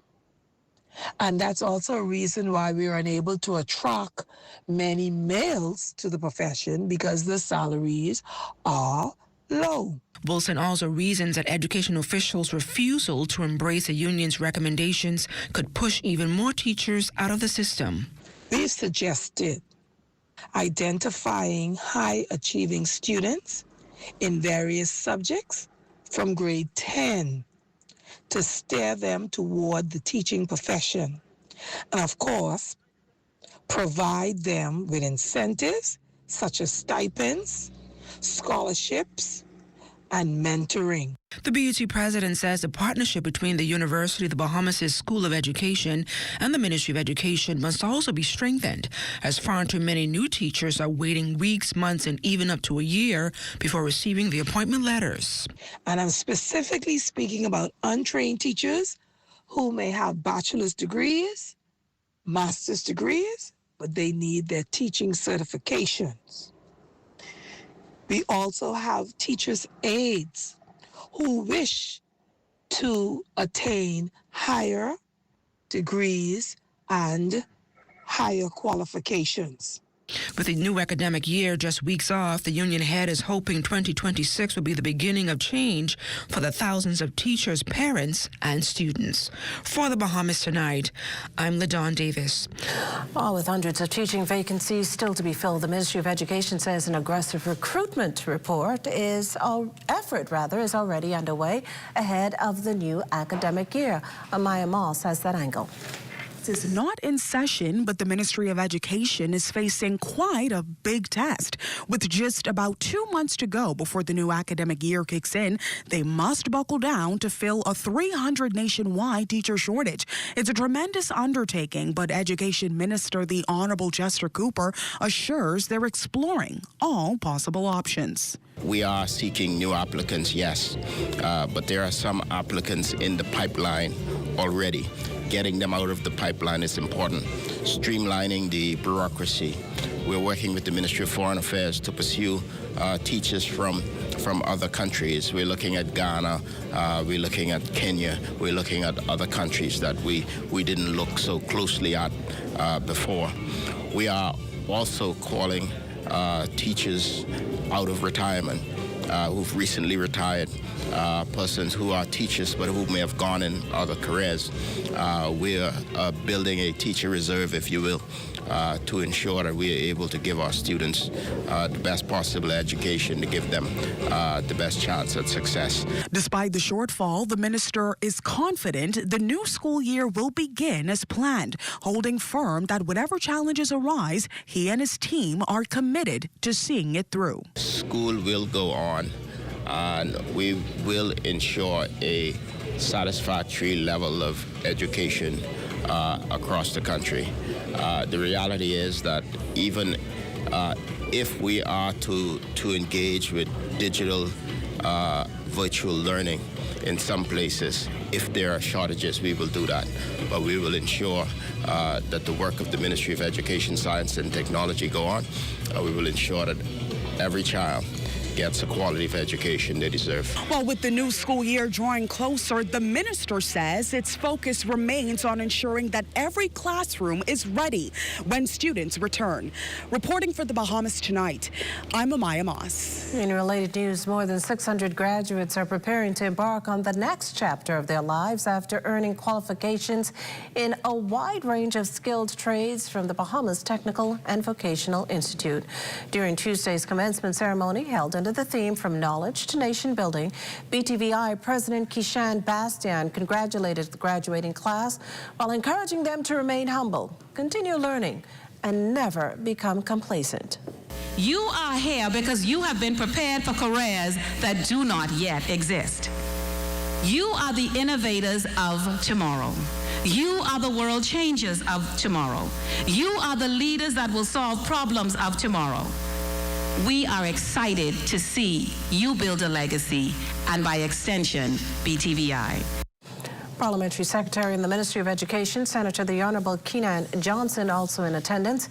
In his address, he challenged Bahamians to rethink the way education is viewed, stressing that technical and vocational training should be valued just as highly as traditional academic pathways. Far too long, we have celebrated university degrees, while sometimes overlooking the value of technical and vocational education. I believe strongly that that thinking is now in the past. Today's economy demands something different. The modern Bahamas needs skilled people, people who know how to solve problems, people who know how to build, repair, innovate, and create. And that is why it is so important to have institutions like BTVI. You are entering a world where practical knowledge is becoming more valuable every single day. Technology will continue to reshape the workplace. Artificial intelligence is transforming industries.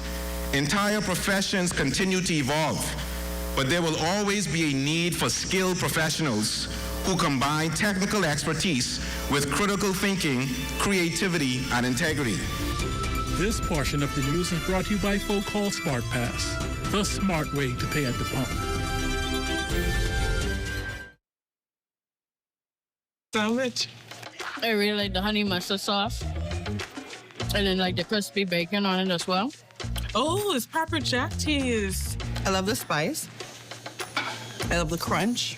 I love the original sandwich, but just that simple addition of bacon was like over the top. The chicken is really good. I like it. I like it a lot. I rate this a 10 out of 10. I'd eat this again. Love that chicken from Popeyes. 50 years of nation building. See the legacy we trust. Oh, the water is our lifeline, and the future flows to us. From the pine barrens to the ocean, in the sun and in the dust, we are building for tomorrow, and the future flows to us. Yeah, yeah.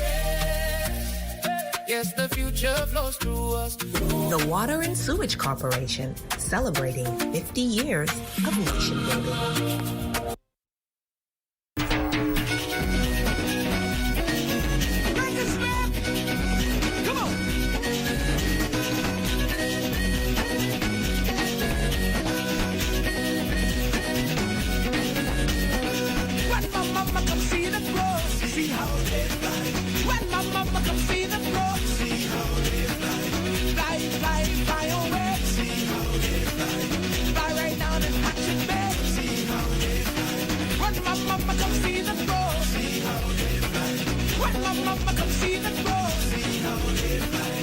Let's celebrate the Bahamas' independence. Stop by Janae's Uniform Set and get 30% off selected Independence Polo items. Get an additional 10% volume discount for 30 or more pieces. Net items excluded. The net items, Janae's unique limited edition Independence tees. Don't forget the black, gold, and aquamarine ribbons in various sizes to decorate the home or office. Visit Janae's Chesapeake Road or text the Janae's digital team at 817-3295 or email sales@janae's.com or www.janae's.com. Happy Independence, Bahamas from Janae's. The tastiest thing about soccer is sharing it with the whole team, just like the new Ready for Soccer. A delicious lineup of 16 slices and 4 flavor sections. Perfect for sharing from start to finish, even beyond the 90 minutes. Get your team together and dig in, only at Little Caesars. Pizza, pizza. Introducing the Focal Smart Pass app that helps you to fuel up faster. Here's how it works. Download the app on the App Store or get it on Google Play and create your profile with payment details. Visit your nearest Shell station. Open the app, scan the pump's QR code. Select your payment amount and begin fueling. Say goodbye to cash and cards because the Focal Smart Pass offers secure and convenient payment options right at your fingertips. Download Focal Smart Pass now and fuel up faster today.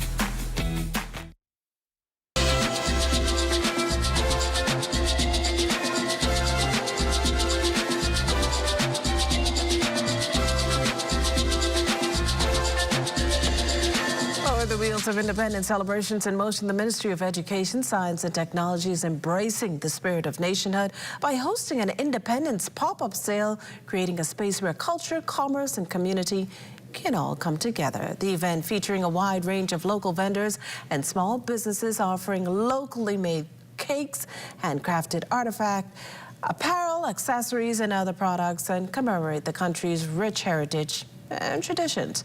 Beyond showcasing Bahamian creativity, event coordinator and cultural officer for craft and fashion under the Ministry of Culture, Arts and Heritage, Anya Bose says the initiative is designed to empower entrepreneurs by giving small business owners a platform to promote their brands, connect with customers, experience growth during one of the nation's patriotic seasons. We have to support buying Bahamian, right? So we have a lot of Bahamian vendors who have, you know, elevated the game in terms of what it means to have a Bahamian piece. I know a lot of people think, oh, it could just be like a little rinky-dinky thing. No, we have designers who are putting together some really great work. We have innovators who are creating wonderful things and things that people will definitely be interested in. So it would just be, it's just so important because it brings out our history, our culture, who we are, and also it gives us the ability to show off and show out on an international standpoint. Well, Bahamians are real talented people. And speaking of talent, we're going to toss it over to Royston and Marlena to see what's coming up in Access Now. From your mouth to my heart. Thank you so much for that.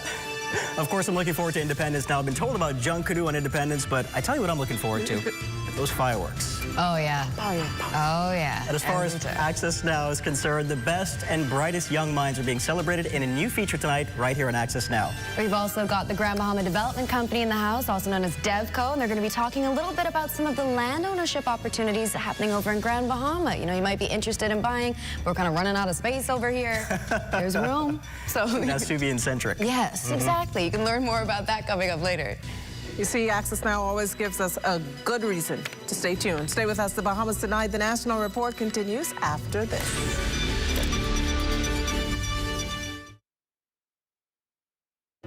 Tasha, what you saying? Girl, right here, rushing to catch J.S. Johnson. I gotta renew my insurance. Oh, I with JSJ too, but I don't wait in line. I just pay online. Stop it. How you do that? Just email info@jsjohnson.com and say, sign me up for an online service center. They'll reach out and hook you up. You ain't never have to stand in line again. Amen to that. Save time. Pay online. Sign up for J.S. Johnson's online service center today. Insurance, peace of mind.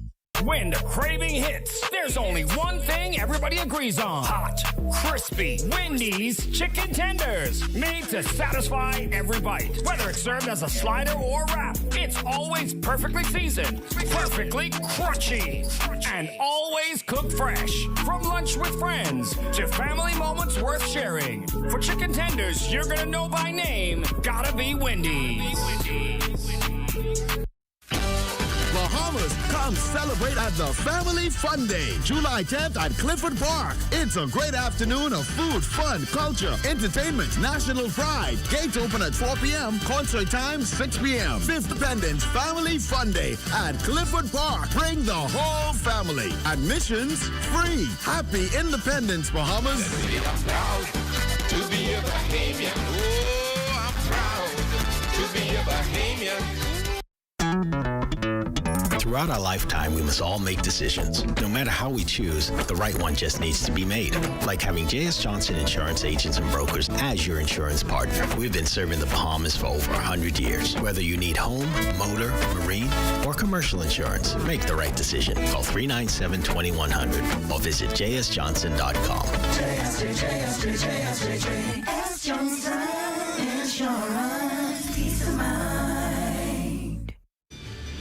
And that does it for the National Report. But stay close. The Bahamas Tonight continues with Access Now.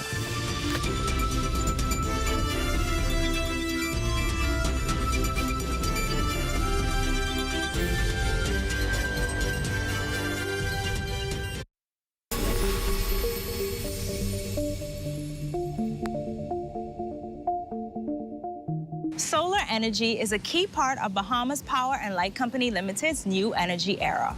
But generating renewable energy isn't simply about placing panels wherever land is available. In fact, utility-scale solar projects require significant amounts of space to be able to produce meaningful levels of electricity. You know, one of the things that we talk about in the solar space is how much land solar takes. So typically you're talking anywhere from 3 to 5 acres per megawatt. So if Abaco needed 10 megawatts or 20 megawatts of solar, then you could see very quickly that you're now chewing up anywhere, 60 to 100 acres of land. So the energy density on solar compared to other technologies is not very good. For certain levels of energy capacity, you need certain amount of square footage. So that's the first thing. You have the usable land, and then the proximity to either the generation or the load center is the second factor. Then it is issues like this, something called a solar insolation, meaning what is the capacity to be in a position that you can maximize energy from the sun and transform that into usable electricity for the grid.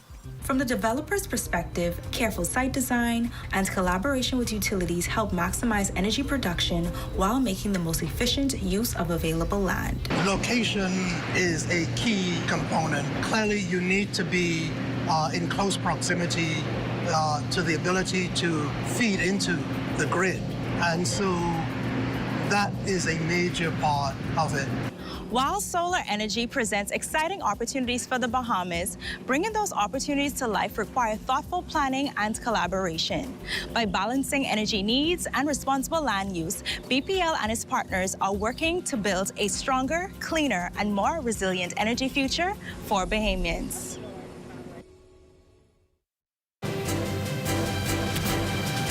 One of the nation's brightest minds heads to the Czech Republic for competition. Plus, more than 700 youngsters take part in a national youth convention. Those details straight ahead. Also, one designer launches her latest collection just in time for the Independence holiday. Stay close for that. And in sports, the Bahamas falls to Puerto Rico in the FIBA qualifiers.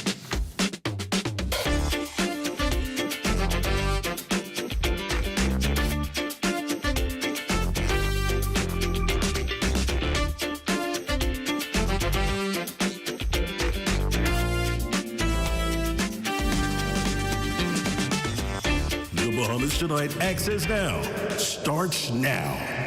Good evening on this thankful Tuesday. I'm Royston Jones. And I'm Marlena Leonard. Welcome to the Bahamas Tonight Access Now. Welcome indeed. Now, we spend time clearing out our email inboxes, decluttering the spaces around us, and of course, keeping our homes in order. But what about our mental storage room? Well, today is Global Forgiveness Day, which encourages us to let go of old resentments. Not because what happened doesn't matter, but because our own peace of mind does.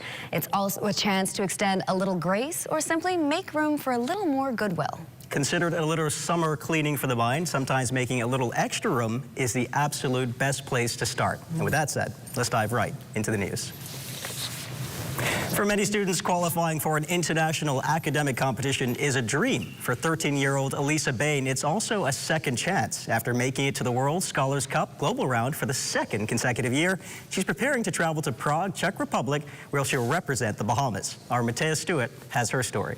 Last year, Elisa Bain's team qualified for the World Scholars Cup Global Round, but she wasn't able to make the trip. This year, the 13-year-old has earned another opportunity, and this time she's heading to Prague, Czech Republic, to compete on the international stage. It feels pretty good, and I'm very excited to go to Prague, and I think we're going to excel in Prague, and I think we're going to do very well and get to go to Yale after. The World Scholars Cup is a team-based academic competition that brings together students from around the globe to test their knowledge, critical thinking, and collaboration through debates, writing, quizzes, and other challenges. So the competition consists of 3 areas: the Scholars Challenge, Team Debate, and the Collaborative Writing. With the Collaborative Writing is a team essay or a poem. The Scholars Challenge is a series of different questions you'll be asked, and then the team debate is just debating with different teams around the world. For Elisa's parents, the journey represents more than academic success. It's the reward for years of hard work, determination, and perseverance after missing the opportunity to attend last year's global round. I probably was one of the loudest screaming in the room when I found out that her team. I'm very proud of her. I've seen her with that fire in her eye, wanting to do well in whatever they do or accomplish together as a team. Now, with the countdown to departure underway, Elisa is eager to meet students from around the world, embrace the experience, and proudly fly the Bahamian flag. I'm looking forward to debating and seeing how the other students from different parts of the world talk and are articulate and debating. From the classroom to the international stage, Elisa Bain is turning a missed opportunity into a global one, proving that perseverance can open doors to experiences that reach far beyond home. Reporting for the Bahamas Tonight Access Now, I'm Matea Stewart. Good luck, Alyssa. We're all rooting for you, and thanks so much, Matea. Well, speaking of youth doing big things this summer, following several days of workshops, learning, and fellowship, the Church of God's 71st Youth Convention came to a close recently with a celebration of faith and focus on the younger generation of believers. With an estimated 700 participants ranging in ages from 1 to 35, National Youth Director for Church of God Bahamas, Dr. Tyrone Perpal, says the initiative was not only about providing the youth with opportunities to express themselves, but a big focus remained on the overall well-being and mental health of young people. Well, mental health is definitely one of those big things. We find that our young people, they are finding themselves in different situations, and it's important for us to create these environments where young people can sit, glean from wisdom, enjoy themselves, interact with one another, build those relationships, vent, discuss. You will find that young people, they love to talk. So it's important for us to have productive things for them to do so that they become productive people. A timely message and an absolutely great event. Meanwhile, it's independence season, and everywhere you turn, aquamarine, gold, and black are on full display. But one young Bahamian designer says she has something unique to help you show off your national pride. Our West Calix Forbes has more tonight. Through her brand, Mariposa by Antonia, 23-year-old Rakitra Prosper is blending soft, feminine, whimsical aesthetics rooted in culture and paired with the vibrant spirit of the Bahamas. These pieces celebrate island life all year round and not just in July. I was just dabbling one day and I made a pink and white dress that had flowers on it, and it was Bahamian inspired. And I'm like, you know what, I never see no dress like that. So I'm like, let me just stick within this area of making Bahamian inspired mini dresses and accessories. I want to really promote the love of our culture. I don't want youth or anybody to feel that we only have to love our culture during independence time. We can love our culture year-round. Mariposa, Spanish for butterfly, is a fitting name. The brand was transformed from a small idea into something that's now turning heads, dressing Bahamian artists, beauty queens, and more. A lot of people started reaching out to me for, cruise-inspired outfits for when they're going out to the cruise and other avenues. And then Junkanoo Group started to reach out to me, but after a period of time, it started to slow down. So that was a little challenging, but that was only last year. I know that as years to come, I will be booked and busy all throughout the years. And she launched her latest collection just in time for Independence. I just released my Junkanoo collection, Colors of Home.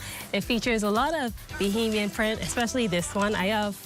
It's two favorite dresses that the public are receiving well. It's a white kind of halter drop dress similar to this one, and then a black one where it has kind of beads dangling in between. So you can expect that, as well as mommy and me sets, and I have some men's shirts in there as well. For the Bahamas tonight, access now. I'm Wes Calix Forbes. What an amazing display. Still to come, have you considered land ownership and not quite sure where to start? Not to worry, Charles Pratt of DevCo is in the building to help you out.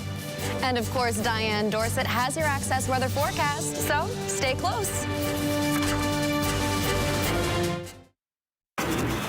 Oh, isn't that nice? Wait, you missed it? You haven't been on the website. Here's how TDC can help you. Whether you're turning your home into a vacation rental, pitching a business idea, or growing what you've already started, the TDC is here to help. Visit tdcbahamas.com for every conversation, event, grant, and opportunity happening near you. Tourism is all of our business, and the TDC is here to support yours.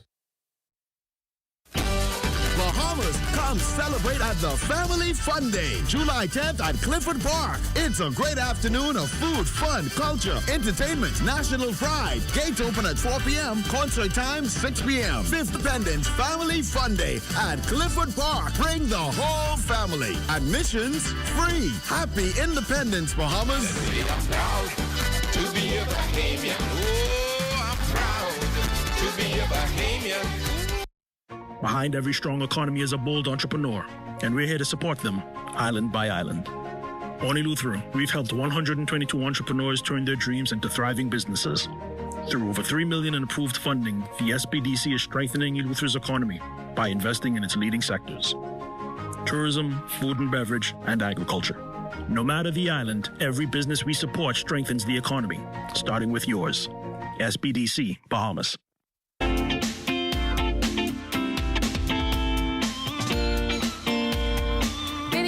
Everyone, it's Tuesday and it's the 7th day of the 7th month, and it's time for your Access weather forecast, your quick look at what's shaping our weather for the next few days. We had a wet Monday yesterday and a hot Tuesday. Before noon today, we hit almost 90 degrees, and we're definitely seeing a warming trend happening with temperatures rising to the mid-90s by the end of the week. Our satellite picture shows some showers and thunderstorms near the northern Bahamas associated with a mid-level trough just north of the Bahamas. But there's a huge plume of Saharan dust over the entire country and the Turks and Caicos Islands. So that's brought rain chances down significantly for the rest of the week. So thankfully less rain. But if you have respiratory conditions, ensure you take the necessary precautions like wearing a mask or staying indoors. Now, the combination of lower rain chances and the high pressure nosing in from the Atlantic will send our temperatures up. So our feels-like temperatures will be ranging from the mid-90s to around 103 degrees. So remember to stay hydrated and in shaded areas whenever you can. Now, elsewhere in the tropics, tropical cyclone development is not expected during the next 7 days. Now, looking at our 3-day boiling forecast, what we know is as we head further south, winds pick up. Beginning in the northwest Bahamas tonight, we'll get southeast winds at 10 to 15 knots.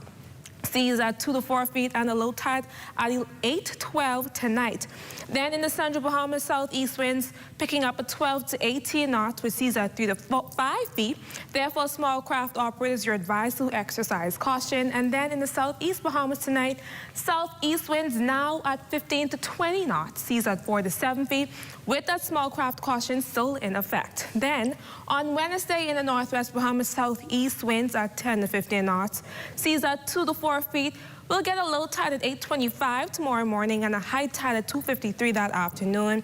In the central Bahamas, southeast winds 12 to 18 knots, CM at 3 to 6 feet without small craft caution in effect. And finally, in the southeast Bahamas, easterly winds, they're taking a shift at 15 to 20 knots, seas at 4 to 7 feet with that caution still in place. Now, moving on to Thursday in the northwest Bahamas, southeast winds at 10 to 15 knots, seas at 2 to 4 feet. We'll get a low tide at 9:20 that morning and a high tide at 3:54 in the afternoon.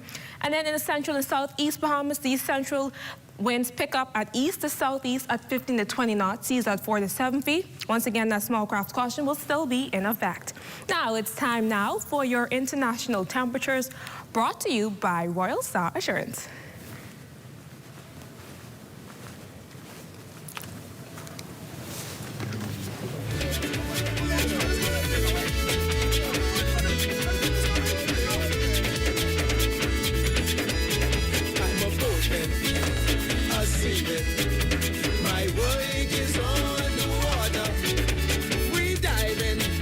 Your international temperatures brought to you by Royal Star Assurance. And that wraps up your Access Weather Forecast, but join me again at 11 for a full weather update. Have a great evening, everyone. Always a great choice on the international music. Thanks so much, Diane, for the weather tonight. If land ownership is on your bucket list, then listen up. The Grand Bahama Development Company is in town for its DevCo Islands tour, encouraging Bahamians to invest in land on that island. And here to tell us all about it is GB DevCo's Senior Manager of Sales and Commercial Development, Charles Pratt. Thank you so much for joining us on Access. Thank you so much for having you, and good evening to your audience. Amazing. Thanks, Connor. So can we start with telling us a little bit about what inspired the DevCo Islands tour? Well, we have been doing this now for, I want to say, about 3 years since we launched the satellite office in Coaxix Suite out west, One West Plaza, I believe it's called. And we've been coming back every year, maybe twice in one of those years, to provide and to tell our brothers and sisters in the Nassau community about the investment opportunities in Grand Bahama. Notice I said we've been coming to Nassau. Yes. We realized this year that we have not approached our sister islands in the north. And so my wonderful team came up with the idea we should do a tour of the islands, bringing in Abaco and Bimini. Because over the years, a lot of Grand Bahamians, because of viable living, migrated to those islands. And we realized that even though you have social media, the news broadcast, the radio, some people still miss it. And we started in May. We did Abaco. Last month, we did Bimini. And today, we're culminating the DevCo GBPA, I should say, 352373. And you're going to ask me about what those prefix means later. You know, we say 242, Bahamas 242 to the world. Right. Well, they're saying Freeport 352373. Those are the prefixes I know for the phone numbers. Oh, yeah. I'm not sure that I Yes, that's true. In Grand Bahama. So that's the twist with that. And I so know we're bringing that to the world. You're promising some new initiatives as well, right? Can you tell us a little bit about those Sure. initiatives? So, again, it's all about empowering the Bahamian citizenry through property ownership. The Grand Bahama Development Company deals in the sale and development of vacant land. And we recognize that a lot of Bahamians, our mandate is to keep land affordable for the average Bahamian, depending on income. And so the initiatives that DevCo has created and innovated on over the years allows that to exactly actually happen. For example, we have an initiative known as Land on Layaway. You know, you go to a store, a retail store, and you're buying a clothes, say, well, I can't afford it all now. Let me put something down, and they put that on layaway for you. Well, you can do the same thing with a piece of property with the Grand Bahama Development Company. Makes that we have what is known as in-house term payment arrangement plan, which that land on layaway fits in. So you can pay as low as 10% over a period of time, and then go into a contract to pay for a lot over up to 7 years. You pick the term, up to 7 years max, and at the end of that 7 years, you now have your deed to your property, and you can develop yes, I was your just home. thinking that, yeah. Right, that's land on layaway. And then we have another one known as Deed and Dream, which is a play on something that we launched back in 2023 during the country's 50th anniversary of independence. And we said as little as $50 down, you can own a property in Grand Bahama. Well, that took off, Royce and Marlena. That took off. I can imagine. People loved it. It's been successful. So is land on layaway. And so, again, here on Access Now, we are relaunching the Deed and Dream. So you heard it here. I want to say the first, but it's a second.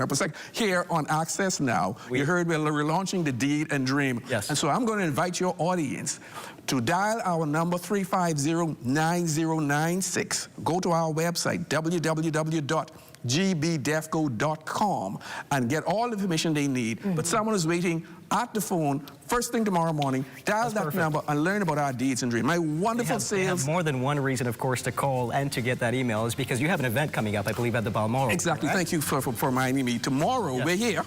Because it culminates, the Islands Tours culminate tomorrow at the Balmoral Club at 6:30 p.m., where we'll speak more in greater detail to these initiatives and to the commercial launch of properties in Grand Bahama. Well, it certainly sounds like something you don't want to miss out on. Thank you so much for joining us on Access Now tonight. Now stay with us. Sports with Amajal Knowles is up right after this break.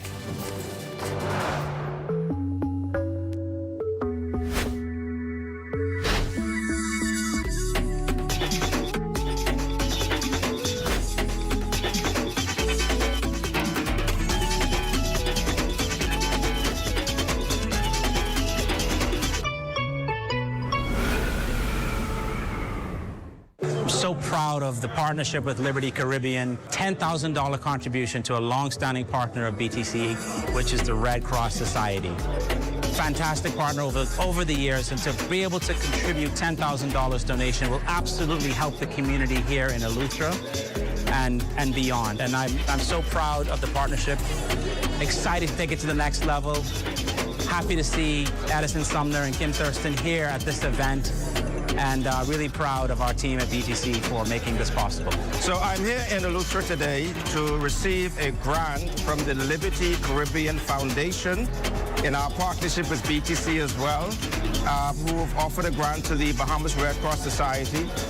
We're very delighted to receive this grant from them today. And of course, this goes to further strengthen the already very, very vibrant relationship that we share with BTC.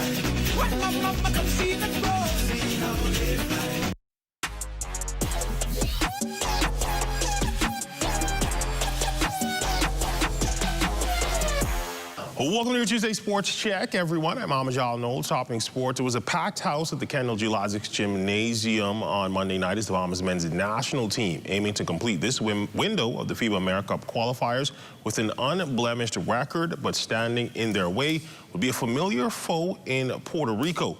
Swanson Gibson Jr. was courtside and gives us this recap from the drama-filled affair. The 2027 FIBA World Cup qualifiers' third window has concluded, and the Bahamas split their two games, beating Jamaica 123-74 and losing against Puerto Rico 115-92. In this most recent game, it would be Franco Miller Jr. and Dominic Bridgewater, scoring 24 and 22 points respectively. Unfortunately, it wasn't enough to get by the Puerto Ricans.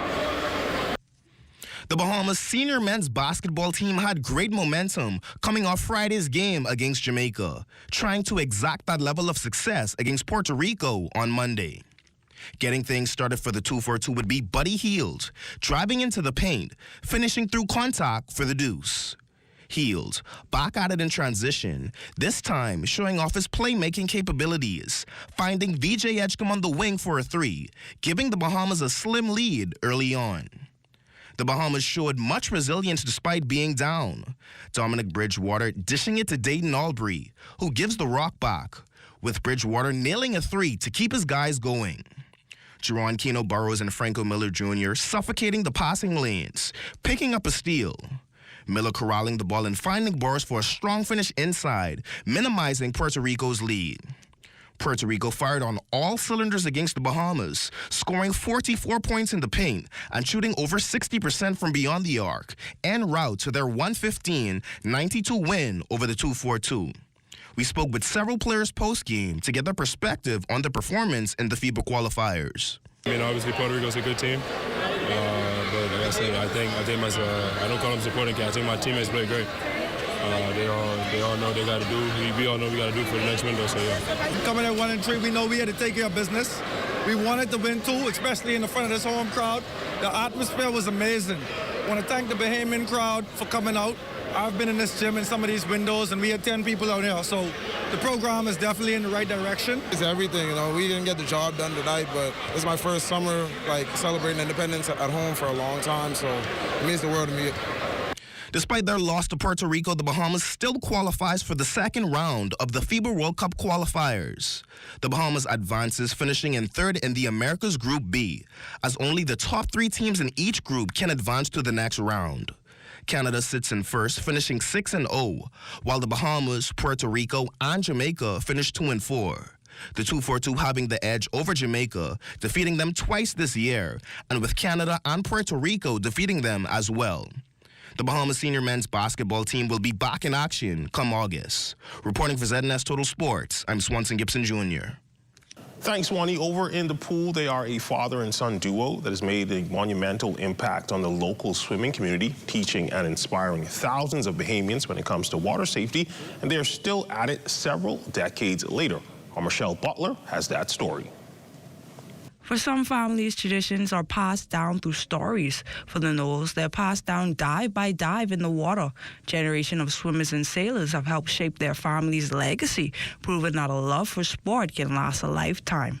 The father-son duo Percy and Andy Knowles have each left their mark on Bahamian swimming and sailing. We spoke with them about what it means to share that legacy. The Knowles clan, probably over the last 100 years, we've been involved either in sailing or swimming. I think I don't know if it's a Guinness World Book of Records, but for 48 consecutive Olympic Games, 48 years, I don't know how many represented, that's what, 15 Olympic Games. There was a Knowles member of the Knowles family at the Olympic Games ever since, I think, 1956, right up to 2008. Either in sailing or swimming. Mr. Percy, at 95 years old, blooms with pride for his family's legacy. He talks about his feelings getting to see his son and now his grandchildren's love grow for the water. On top of the water. On top of the water? With decades of experience, they leave advice for the next generation. As more people get into the sport, like right now we're trying to teach people how to swim. And once you get into the sport, there's so many benefits, health-wise, discipline-wise.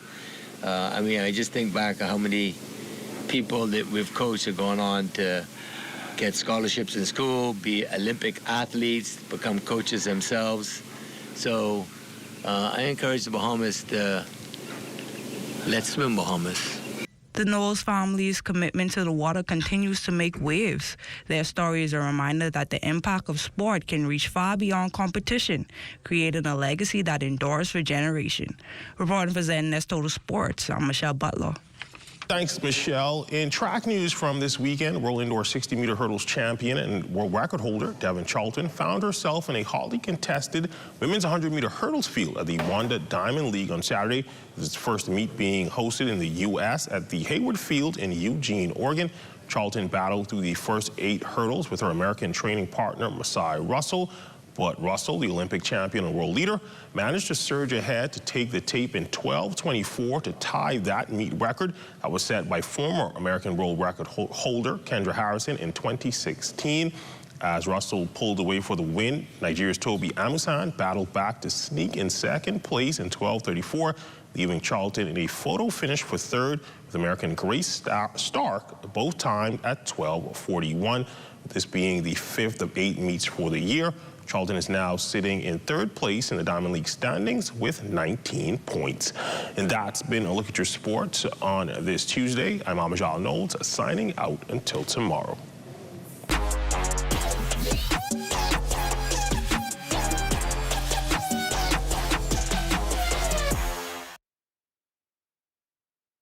Under the theme, celebrating our heritage, shaping our tomorrow, the Commonwealth of the Bahamas celebrates 53 years as a sovereign nation. Join the ZNS network for live coverage of the 53rd anniversary of independence with an ecumenical service, cultural show, military parade, flag-raising ceremony, and fireworks display. Stay with us for live coverage July 9th, beginning at 7:30 p.m. on the ZNS network. Come and visit us at Shop Smart, 'cause everything is here. Yes, we have it all for you. Toys, clothing, office supplies, appliances, custom cut blinds, bedding, drapes, and rugs. Come and visit us on Mackey Street, 2 blocks down from Wolf Road. Call us at 698-1052. Shop Smart, Shop Smart, at Shop Smart. Oh, everything is here. You're looking at a shot of Parliament Square dressed in her aquamarine, black and gold, all ready for Independence Day on Friday. That's absolutely stunning. I like that a lot. I can't wait to go down there and see it, but I don't know if I get that vantage point. I have to send a drone up there. But tonight we begin a new series featuring the country's best and brightest minds. First up, the valedictorians and salutatorians of the class of 2026 at Anatole Rogers and the Government High School. Congratulations to the class of 2026 valedictorian and salutatorian. Your hard work, dedication, and perseverance have earned you this outstanding achievement. As you begin this exciting new chapter, may your future be filled with continued success and limitless opportunities. Our sponsors salute academic excellence and proudly join in celebrating your remarkable achievement.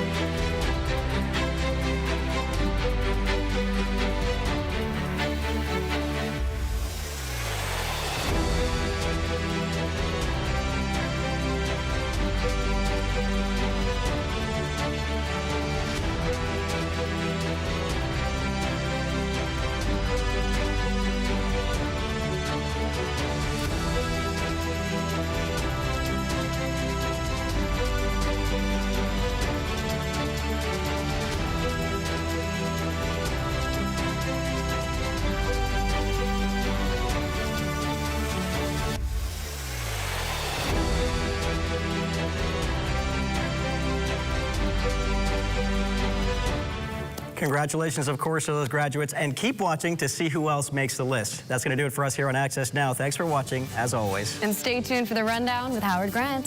Good night, everybody.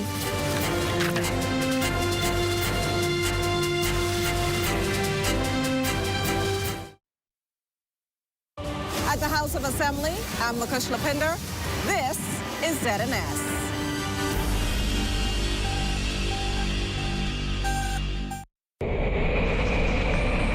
Bahamas. Hurricane season is here. Are you ready? The 2026 Atlantic hurricane season officially runs from June 1st through November 30th. 6 months of staying alert and prepared. Storms are named to help meteorologists, emergency officials, and the public communicate clearly and quickly during dangerous weather events. Hurricanes are also measured using the Saffir-Simpson Hurricane Wind Scale, which ranks storms from categories 1 through 5 based on wind speed and potential damage. And did you know, when a hurricane becomes especially deadly or destructive, its name is permanently retired out of respect for the lives and communities affected. Now is the time to prepare your emergency kit with a portable AM/FM radio. Review your family plans and stay connected to trusted weather information. Preparation today can save lives tomorrow.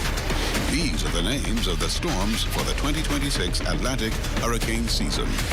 Arthur, Bertha, Cristobal, Dolly, Edward, Faye, Gonzalo, Hannah, Isaias, Josephine, Kyle, Leah, Marco, Nana, Omar, Paulette, Renee, Sally, Teddy, Vicky, and Wilfred. This public service announcement was brought to you by the Broadcasting Corporation of the Bahamas in conjunction with the Disaster Risk Management Authority. Abuse, domestic violence, suicidal tendencies. Are you being stressed out from these problems?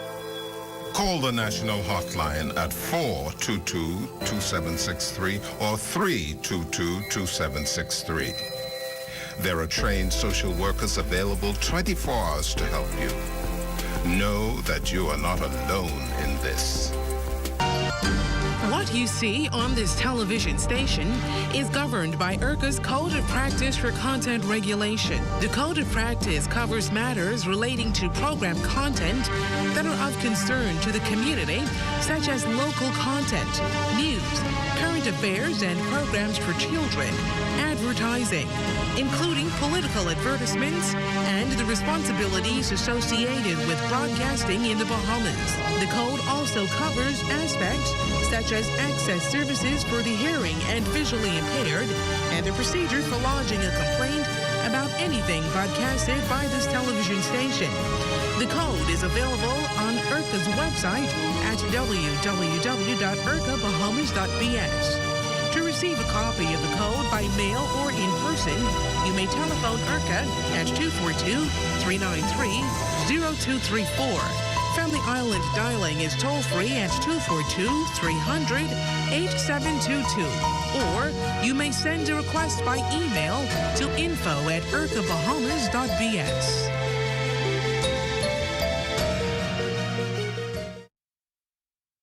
Under the theme, celebrating our heritage, shaping our tomorrow, the Commonwealth of the Bahamas celebrates 53 years as a sovereign nation. Join the ZNS network for live coverage of the 53rd anniversary of independence with an ecumenical service, cultural show, military parade, flag-raising ceremony, and fireworks display. Stay with us for live coverage July 9th, beginning at 7:30 p.m. on the ZNS network. By giving unconditionally, not expecting anything in return, I thought was a wonderful way of showing this love, and I believe that it is love that truly draws people, and so I thought we could cover a lot more people by feeding. Volunteers, you know, they have truly been sold. My passion is to help, and I thank God for what I can do through the help of Bahamas Feeding Network.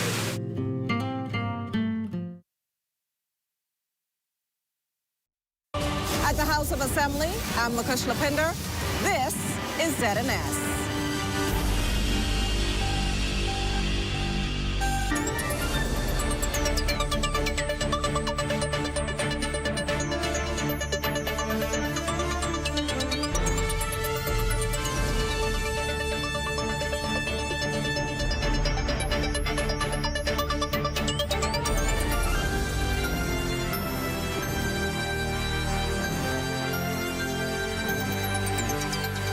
Good evening. I'm Howard Grant. Welcome to The Rundown here on ZNS Television Network.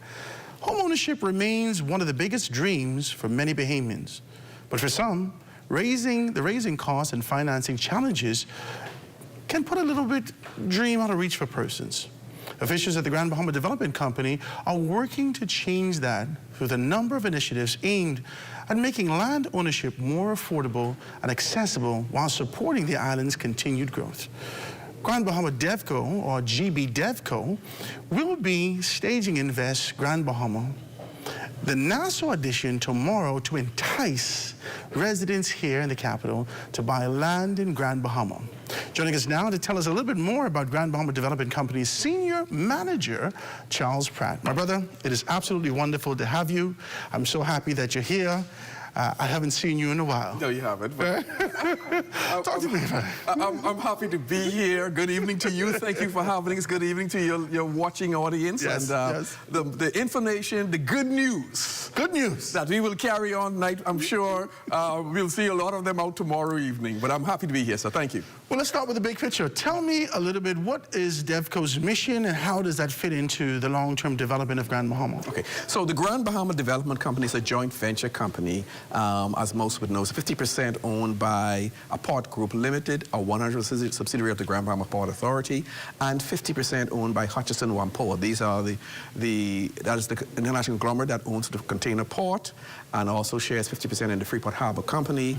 It was previously 50% owner in the airport until that airport was returned to government back after post-Dorian. So it's a joint venture company. It is the predominant holder of land in the port area. And you know, the port area is 230 square miles on the island of Grand Bahama. And I like to describe it this way. Half of that is Freeport. Freeport, that's what I grew up knowing. Freeport is the, I want to say, more historical part of the port area in the sense that it's more developed. That's where the first settlements were. And we're talking west of Seahorse Road, or west of the Hotel Road, to be specific. Right next to Lucayan Medical East, and that road that runs straight to Port Lucaya and to what formerly was the Grand Lucayan, and now owned by Concord Wiltshire, where MSC recently bought 20 acres to do their beach break experience for their cruise passengers. In the Reef Village. In the Reef Village, right. So that Seahorse Road dissects Freeport, the densely populated, more mature version of the port area versus the eastern side of the Seahorse Road, which is Lucaya. And Lucaya is where the Grand Bahama Development Company holds its inventory. And so the mission of the Grand Bahama Development Company is to cause economic development on the island of Grand Bahama, specifically Freeport, through proven partnerships with proven developers, I should say, for the development of the subdivision, one home at a time. And so that is our mission for the Grand Bahama Development Company, DevCo. Is that both local and international? Both foreign direct investment and local investment, yes. We have a mandate to ensure that land remains affordable to the Bahamian people. So that's one of our mandates. And so we're always monitoring through research and statistics the average income to ensure that land is affordable. And the initiatives that we will discuss will speak to exactly how that's I was about to hit that with you because one of the biggest barriers of home ownership is really affordability. Now, I want to know, how is DevCo making it easier for Bahamians, particularly those young professionals and the first-time homeowners to be able to purchase a home? Wonderful question. My time with the Grand Bahama Port Authority group of companies and the Grand Bahama Development Company spans about 26 years. When I first joined in 2000, there was a housing crisis. You may be too young to remember that, how it ran, but there was a housing crisis. In 2000 or 2004? 2000, before the hurricanes, 2000. We put together a program that made, we call it HOME, H-O-M-E, and that was Home Ownership Made Easy. So that was the acronym we used. And why? It was a combination of bringing together all of the service providers involved in you becoming a homeowner. So we had to lock in access to financing for the home. We had to lock in access to the labor to construct a home. Also, the attorneys to prepare the paper, the appraisers that were needed. All of that was part of this home push in 2000 that saw the birth and the success of, I want to say, one of the first projects in Grand Bahama known as Chesapeake Subdivision. A lot of your viewers may remember that, especially those in Grand Bahama. That started in 2000. It wasn't easy, but we did it. Off Sergeant Major. It's off East Sunrise Highway, and it stretches to Midshipman Road, because, you know, Midshipman Road and East Sunrise Highway run parallel east and west. And so Chesapeake Subdivision was the first housing subdivision. It was so successful that we replicated that just across the street, Churchill Drive, into Lincoln Park. Lincoln Park. And Lincoln Park was just a little bit less, more affordable. Was it Lincoln Park or Lincoln Green? I thought it was Lincoln Park 3. Lincoln Green is a subdivision. Okay, yeah. Lincoln Green is a subdivision, but that is north of where I'm talking about right now. So it was Chesapeake in 2000 to 2003, 2004. Lincoln Park came on string in 2003, ran through 2006, 2007. Then we went into Heritage community off of Settlers Way, east rather, and that was a 400-acre master plan subdivision. To date, we have facilitated the development of probably a quarter of that with affordable and entry-level homes, and that too was even in a more affordable range because it dealt with government. Took down 50 lots initially, we remember.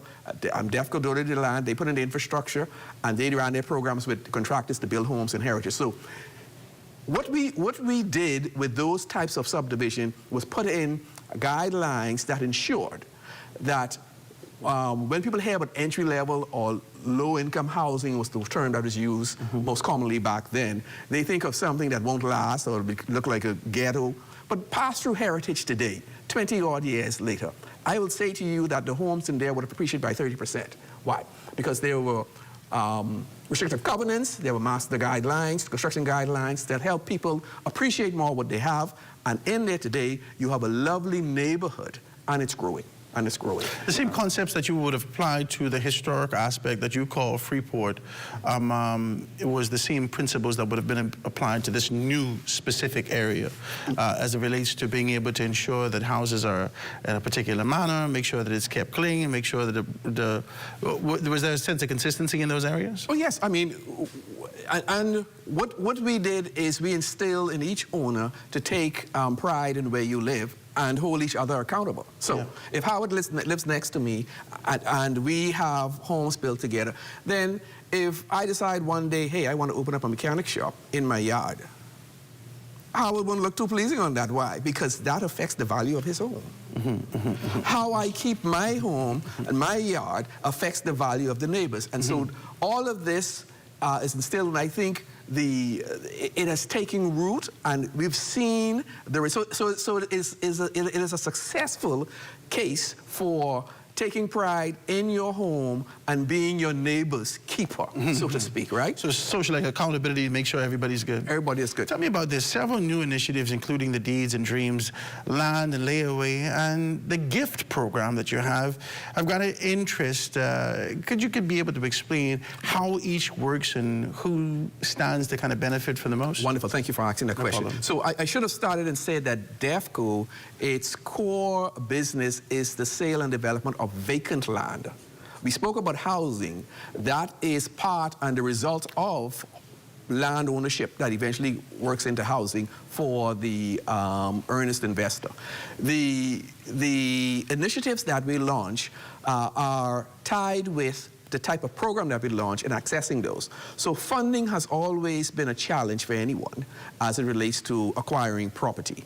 I told you earlier that one of DEFCO's mandate is to ensure that lands remain affordable for the average Bahamian. These initiatives are tied to the in-house term payment arrangement plan that DEFCO offers. For example, Deeds and Dream. That was first offered to the country back in 2023. On the 50th anniversary of our independence. We came with the program, it was named 50 for the 50th. And what it essentially meant is that you give us $50. You can be well on your way of going into a contract for DEFCO to own your property. And people were surprised, what, only $50? Yes, only $50 you need out of your pocket to actually go into a contract with DEFCO. And what it essentially meant was that the Deeds and Dream program is based on salary deduction. Now, admittedly, it targeted civil servants, strong private sector companies, where salary deduction was something that could happen and was structured and was reliable in coming to DEFCO for payments. Once you came to us, you went to our website or you spoke with one of our sales counselors and you identified the property you want and you come to say, hey, I want this property. Here's my $50. That takes the property out of the market. So that's reserved now for Howard Grant for 7 working days. Within that 7 working days, my sales counselor will meet with you. They will amortize the payment for that property over the maximum term that DEFCO offers for in-house term payment arrangement, which is 7 years. Once you take that deduction to your HR person, you bring that stamp back with that amortized payment. That amortized payment starts within 30 days of us receiving it, coming into DEFCO. Once those payments accumulate to 5%, our normal down payment is 10 to 5%, we move to a contract with you.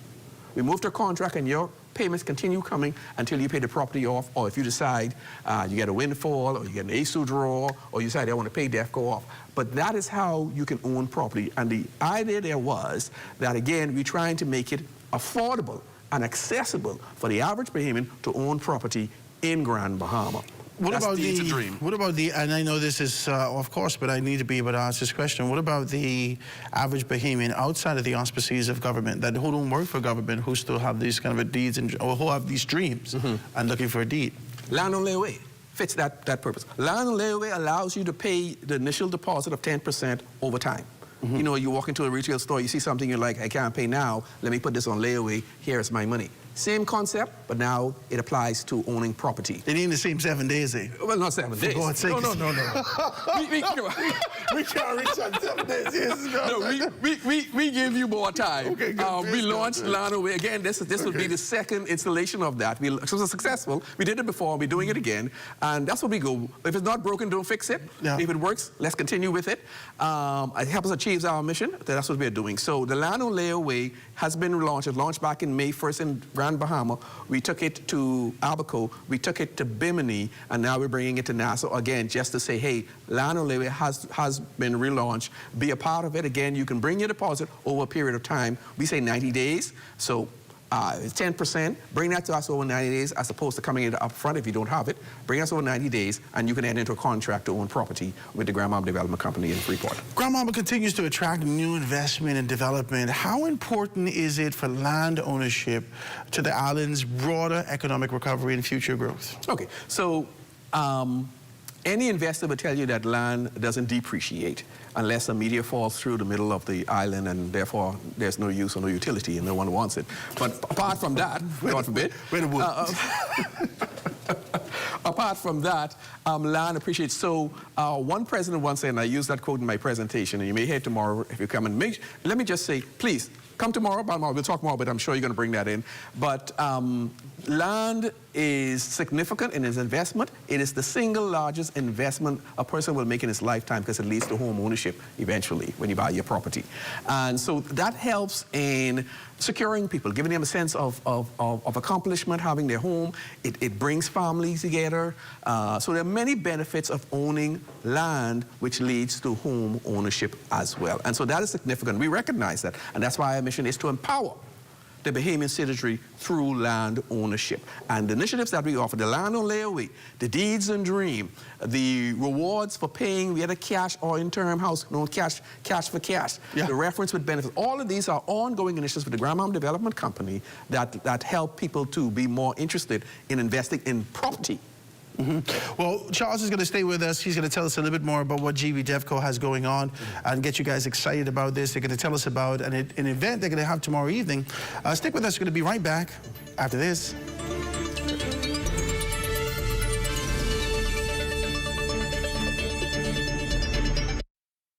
Here are a few things that you can add to your hurricane kit to give it a much-needed upgrade. Portable power banks, solar chargers, solar-powered radios, and similar items. While you're at it, make sure you're stocked up on the regulars, battery-operated radio and flashlight, additional batteries, a comprehensive first aid kit, along with 2 weeks of medication. Be sure to add life vests for family members and a toolkit. There should be 1 gallon of water per day for each member of your family and non-perishable food. Be sure to secure important documents like banking and insurance information and government-issued identification. And pay close attention to the ZNS network for all your weather updates. If this seems like a lot, think of it as survival through preparation. This season, be weather smart, weather safe. Under the theme, celebrating our heritage, shaping our tomorrow, the Commonwealth of the Bahamas celebrates 53 years as a sovereign nation. Join the ZNS network for live coverage of the 53rd anniversary of independence with an ecumenical service, cultural show, military parade, flag-raising ceremony, and fireworks display. Stay with us for live coverage July 9th, beginning at 7:30 p.m. on the ZNS network.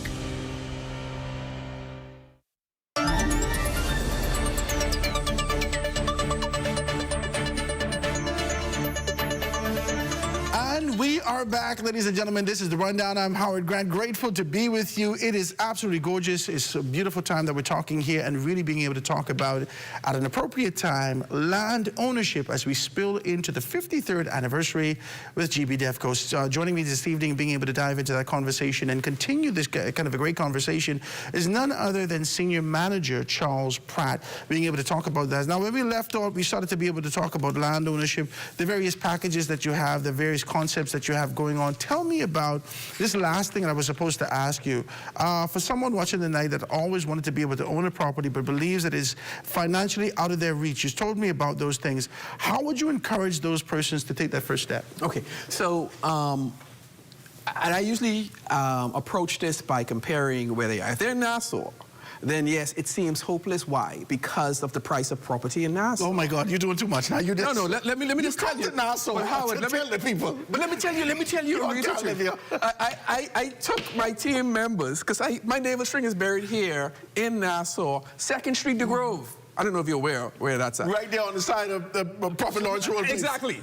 Actually, it's the property right opposite that they now use as a parking lot. My grandfather, I grew up in that yard. Politics, I know. I grew up in that yard. They knocked down all the buildings that were there, right? I grew up in that yard, 2nd Street, the Grove. My parents moved from there in 73, 74. They moved to Highland Park and then eventually relocated to Grand Bahama. But I came out of 2nd Street, the Grove. I can remember running up and down all of Robinson Road, Jerusalem Super Value we spoke about earlier, going to the food store for my grandfather at Super Value on Blue Hill Road, walking up to the corner of Robinson Road. There was a place there, a lady who used to cook the sauce for him. And you say, go and get the sauce from so-and-so. That was community back then. I'm talking early 70s, what have you, right? But the individuals living in Nassau are now looking at, and I mention that only because that property, which is probably 6,000 square feet, when my grandfather passed away, he willed it to my cousins. My cousins sold the property in, I don't know, 10, 15 years ago maybe. You know what they sold that property for, 6,000 square feet? Take a wild guess. $75,000. Oh, well, good. Okay, so they sold it for $60,000. $65,000. And so, you know, you're right. But even using your figures, 2026, $75,000. $75,000. Do you know what you could buy in Grandmama for $75,000? I know, sir. I know. I could get a waterfront property with that. So we boast. I can get a waterfront property. We boast of. 1/3 greater the size of property at 1/3 less the price in Grand Bahama. So if you're in Nassau, it is not hopeless for you to invest in paradise. The entire Bahamas is paradise. Nassau is great, I always say. Grand Bahama is greater because of the emerging opportunities and time for you to invest. So if you're looking for land, take advantage of the Grand Bahama Development's initiatives that are being offered for you to access that. If not for you, for your children. If not for your children, for your children's children. A lot of persons are doing that. A lot of persons are, especially here in the city of Nassau, where we have,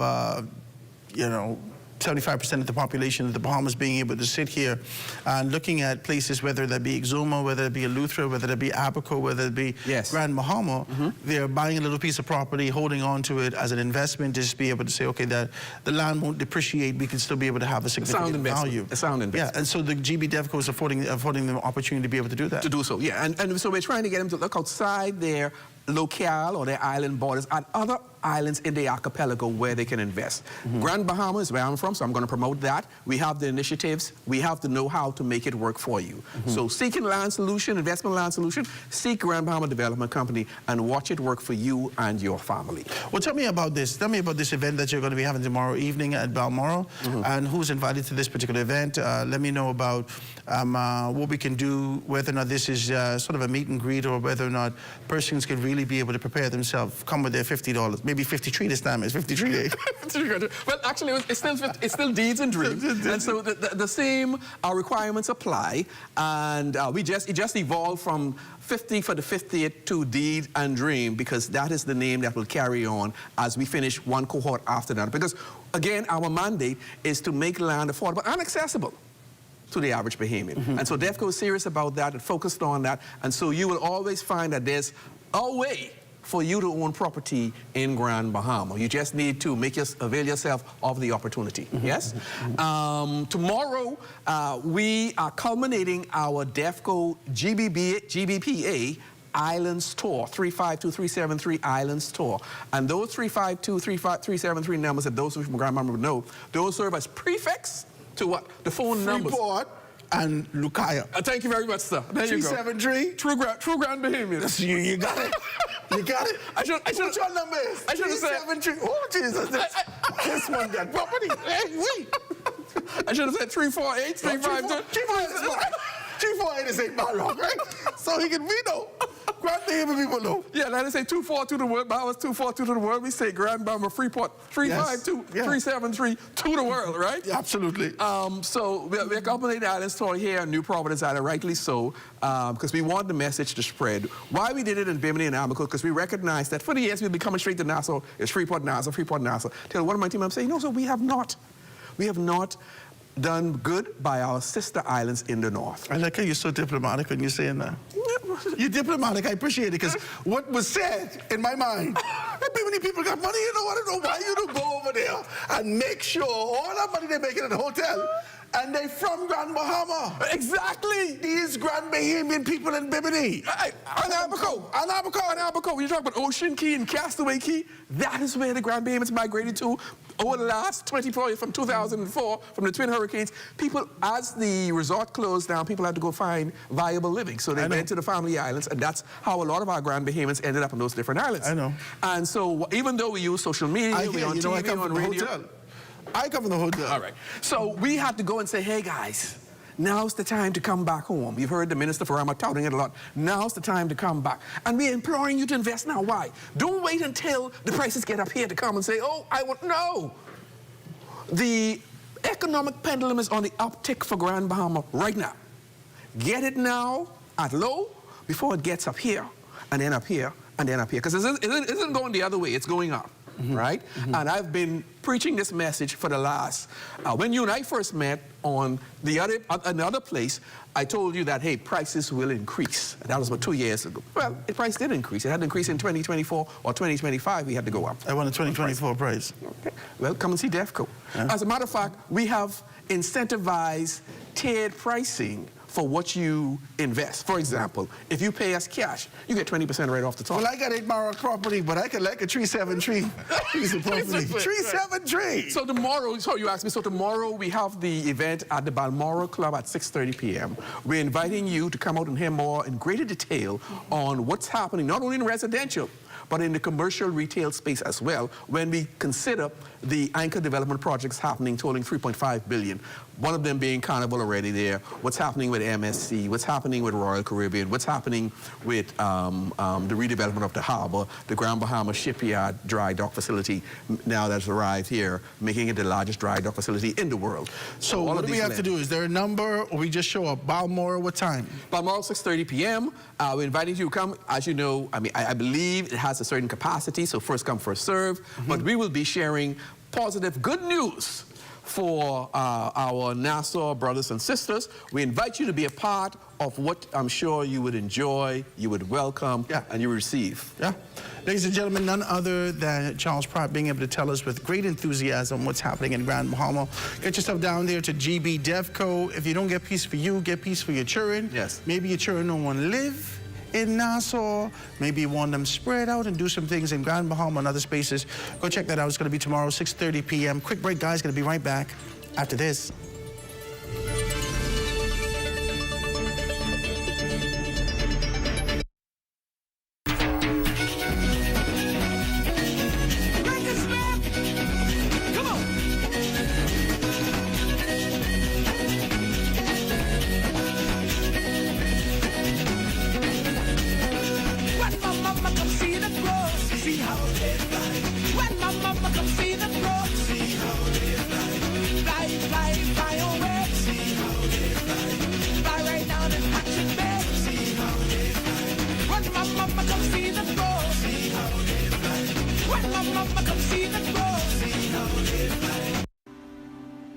Mailboat service is a critical service to the islands of the Bahamas. Certainly, Andrews has always been there and dear to us. That's where we're born and raised. And so we play a crucial role in advancing the growth and development of Andrews. Customers want service and they want consistency. From the start, that's been our commitment. We work to sail on time every time.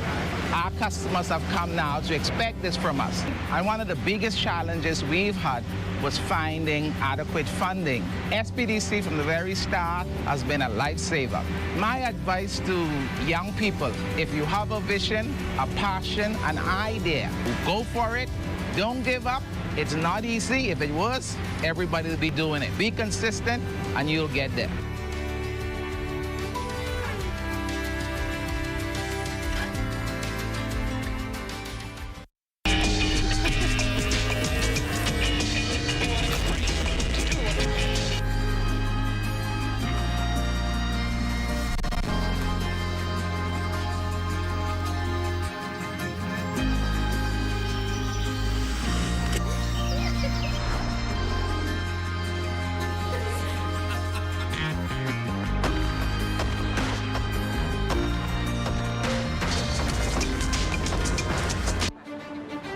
I am a master plumber by profession. I've been doing plumbing for over 40 odd years. When I was 9 months old, I was diagnosed with polio.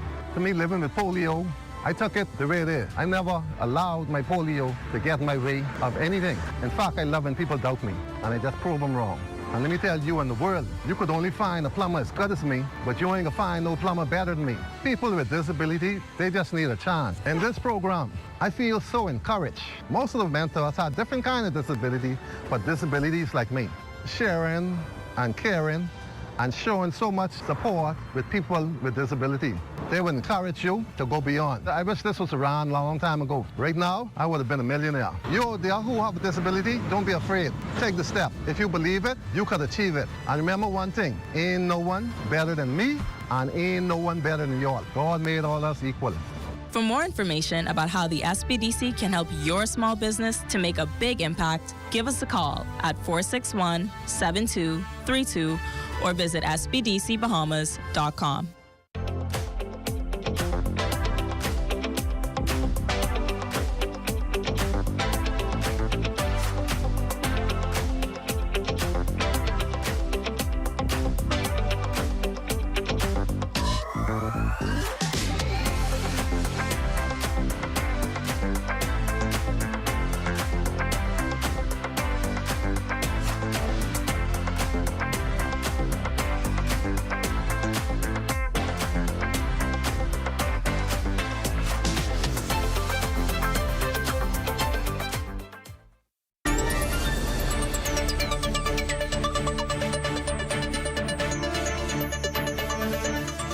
And we are back, ladies and gentlemen. This is Rundown. I'm Howard Grant. As the Bahamas celebrates its 53rd independence anniversary, we're also celebrating the entrepreneurs whose creativity and determination continue to strengthen our economy.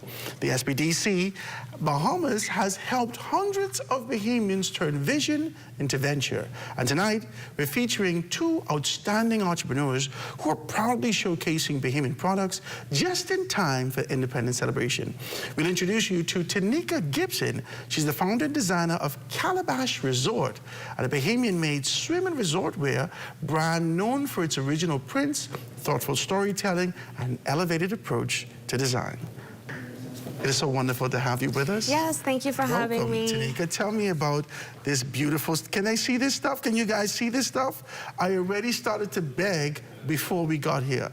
Tell us a little bit about Calabash Resort, how you did it. How did the idea for business first come about? Tell me about it. So it was 2022 when I decided to launch Calabash. I actually had an experience where I was on the beach one day and someone was wearing the exact same swimsuit as me, and it was my birthday, so ultimately, yeah, I was upset.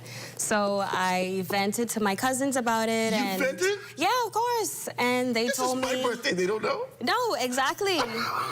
But they encouraged me. They were just like, Tanika, you went to school for fashion, like, you know how to sew. Really? Use your creativity. Like, we sitting at home, like, just do it. Literally just do it. So they challenged me, and I actually made a few samples for me and my friends, and they came out really nicely, and I just decided to make a business out of it. I felt like I could have done a little bit better, so I went back to school. I got my certification in fashion design, and yeah, I relaunched my homecoming collection last year. And it's basically an ode to my heritage. So I grew up in Nassau and Eleuthera, and I just wanted to tell a story and basically like challenge the idea of what does being a Bahamian mean? Like, what story, what culture can I exude from this print, you know? Tell me about it. I'm looking at it. Yeah. I think it's absolutely beautiful. I want to commend you for doing that. And there's a lot of persons who seek the contentment and comfort of being in a space as opposed to tapping into creativity. This is truly impressive. Thank you. So I just didn't want to throw national symbols on a print and call it a day. I really wanted to tell a story. No shade, right? No shade. I could... You need to stop, okay? You need to stop. Go ahead, right? But no, like, you know, it's about time we start thinking outside of the box, and thankfully I was able to use my talents. Tell me about the flavor of the print. I love it. I could see banana trees. I could see someone sewing. I could have see a grouper on there. You got groupers, the whole thing? I have like bear glasses. Honestly, just... I wanted to exude my heritage and exude like Bahamian culture, and I was really inspired by embroidery. So I don't know if you can see a little bit like of the details on it. I wanted it to look like embroidery, so I just came up with the I looked at it first works. and I said, is this the quilt? You know, sometimes they sew the quilt together. I thought this is, it has that kind of a flavor. It's very nice. Did you make the hat also? No, the hat is just a prop. It's a prop. I had to pretty up the table. I was like, girl, you're doing the thing. Yeah, I had to pretty up the table. I like the plain colors also.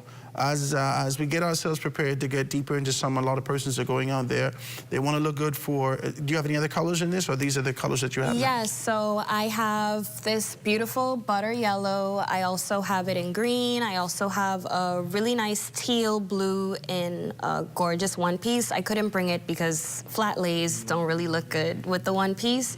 But I just wanted to choose colors that really complemented the print, because the print was really something that I wanted to be known for. Like, when people hear Calabash Resort, I want them to think of this print, you know? So I think it's been going really well so far. So I see that you incorporate not only for women, you got your two pieces, you got all these beautiful stuff here, but I can see some short pants for guys. Yes, I had to take care of the fellas. Y'all deserve to be pampered. So yes, I have swim trunks available as well. And you know, I started Calabash as women only, but eventually I do see myself getting more into like more men's designs and more resort wear items. So that is ultimately the goal for me. I don't want to just stick to swimsuits. Like, I really do want to expand. Some nice linen suits. Yes, and just see where my creativity can lend me. Yeah. This is exciting. So how long you said you've been doing this? From 2022, in the middle of the pandemic. Actually, 2021. I launched June 2021, and then I stopped in September 2022 got my certification, I worked a little bit, and then I just relaunched this in May 2025. This is exciting stuff. Thank you. How are you enjoying it in terms of being able to dive into your own creativity? I know it could be like brain-wrecking sometimes, but is it gratifying? It is. Honestly, when I see people getting excited about my brand and when I see people wearing it and feeling comfortable and confident within their skin, it's genuinely like a great feeling for me, and I want to keep it up for sure. How has the SBDC really helped you grow your business and become more competitive in what you're doing? So I would not be able to relaunch last year if I didn't get help from the SBDC.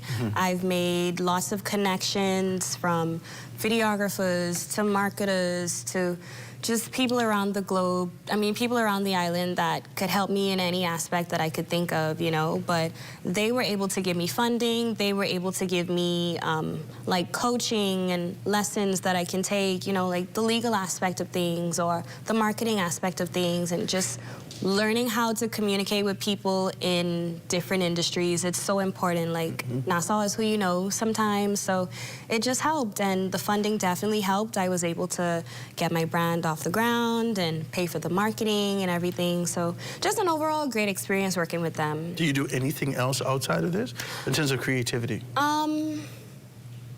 Not really. This is my baby. Like radio? No. You seem like you'd be good at it. Oh, thank you. I'm just saying, right? Well, I do vlogs. I just saying, vlog, really? Yeah, on social media. I think this creativity, this kind of a concept to be able to tap into something in a market that is saturated with persons running to be able to find contentment, to step outside of that is courageous. And like you said, it's gratifying, and I want to be able to commend you now. How can people get this for independent? So I am online. I can ship it as soon as like you place the order. I can be found at calabashresort.com, or you can find me on social media at calabashresort_. So that's CALABASHRESORT.com. Did I see like something on social media for you? Probably. You have like something running on Facebook or something like that? Oh, no, I don't have any ads running at the moment. You don't have anything? No. Well, I feel like it's a commercial or something like that. I really want to see how far I can get organically, because this is my passion project. Like, I'm definitely in it for the long run. It's not like a money grab. It's not like, you know, like I believe good things take time. So I'm just excited to see where I can go, how far I can go, and what I can actually do, because I would have never thought in a million years I could make something like this, you know? Really excellent. So Calabash, give me a website again, Calabash. It's CALABASHRESORT.com. CalabashResort.com. Ladies and gentlemen, check that out. Get some of these beautiful stuff. Get yourself prepared to be able to do something authentic for the Christmas holiday. Well, sorry, for the Independence holiday. You're living good. I'm too far ahead. I need to calm down. I'm too far ahead. Let's take this quick commercial break. We're going to be right back after this.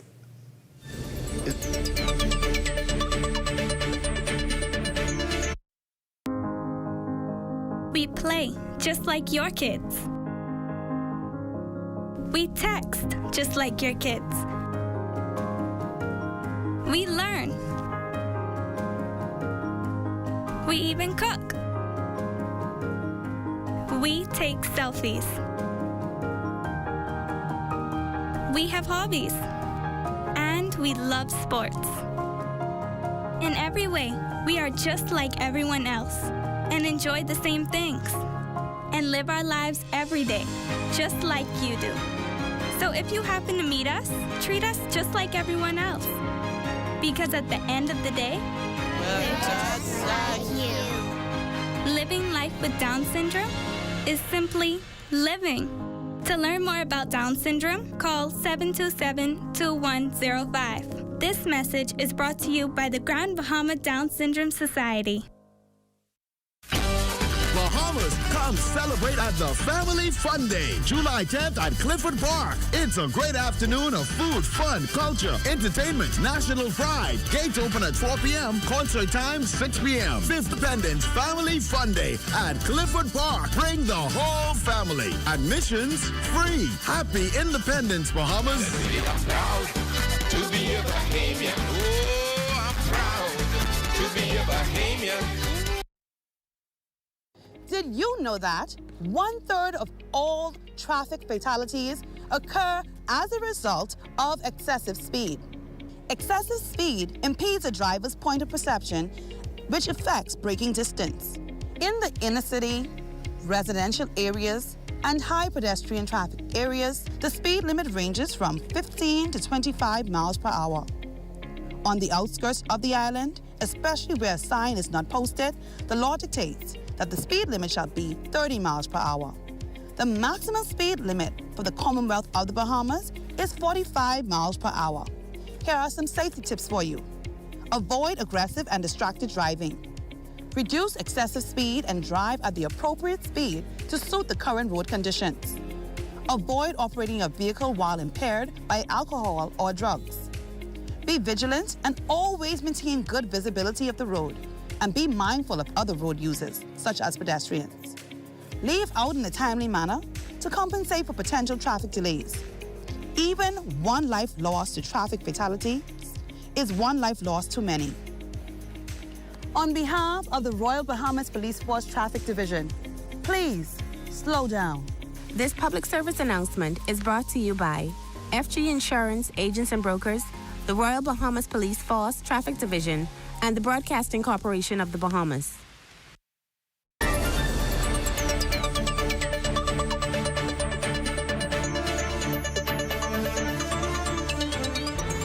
Back to the rundown. Our next guest is Lee Aubrey, founder of UCapin Apparel, a proudly Bahamian clothing brand that making its mark with unique designs and strong sense of national identity. My brother, welcome. Now, you all know me. I didn't start begging. Tell me about UCapin Apparel and what makes your brand different from others in the marketplace. Tell me about it. Well, first, the UCapin Apparel is a luxury streetwear brand, and as you can see, we're a cap brand. So, you know, that's a niche within itself. So we pride ourselves on making caps. And I see you have a very nice hat there. You have a few caps, Bahamian hats, nice quality. Now, I got a big head. This is crazy. I don't know if it can fit. Definitely. So, you know, what makes our product different is we have authentic designs. The feel definitely on the products is one of a kind. This is what we call this, the velvet, the velour. Yes. This is crazy. This used to be like our Nikes back in the day, the suede. Yes, yes. You don't know nothing about what I talk about. I know, but I know. This suede material that we know, you remember us from the 90s where we used to have the sponge in the car and in our backpack? This is that material. Yeah. This is good stuff, man. I saw your logo. Yes. And it's very unique. It popped out to me when Ghetto Pinky Sauce was wearing it. You know, he's my guy. I've been watching him and watching his TikTok straight through, inviting us into the chat group, right? Talk to me about, no, he ain't give me no invite. I got to be the prime minister. He need to stop, right?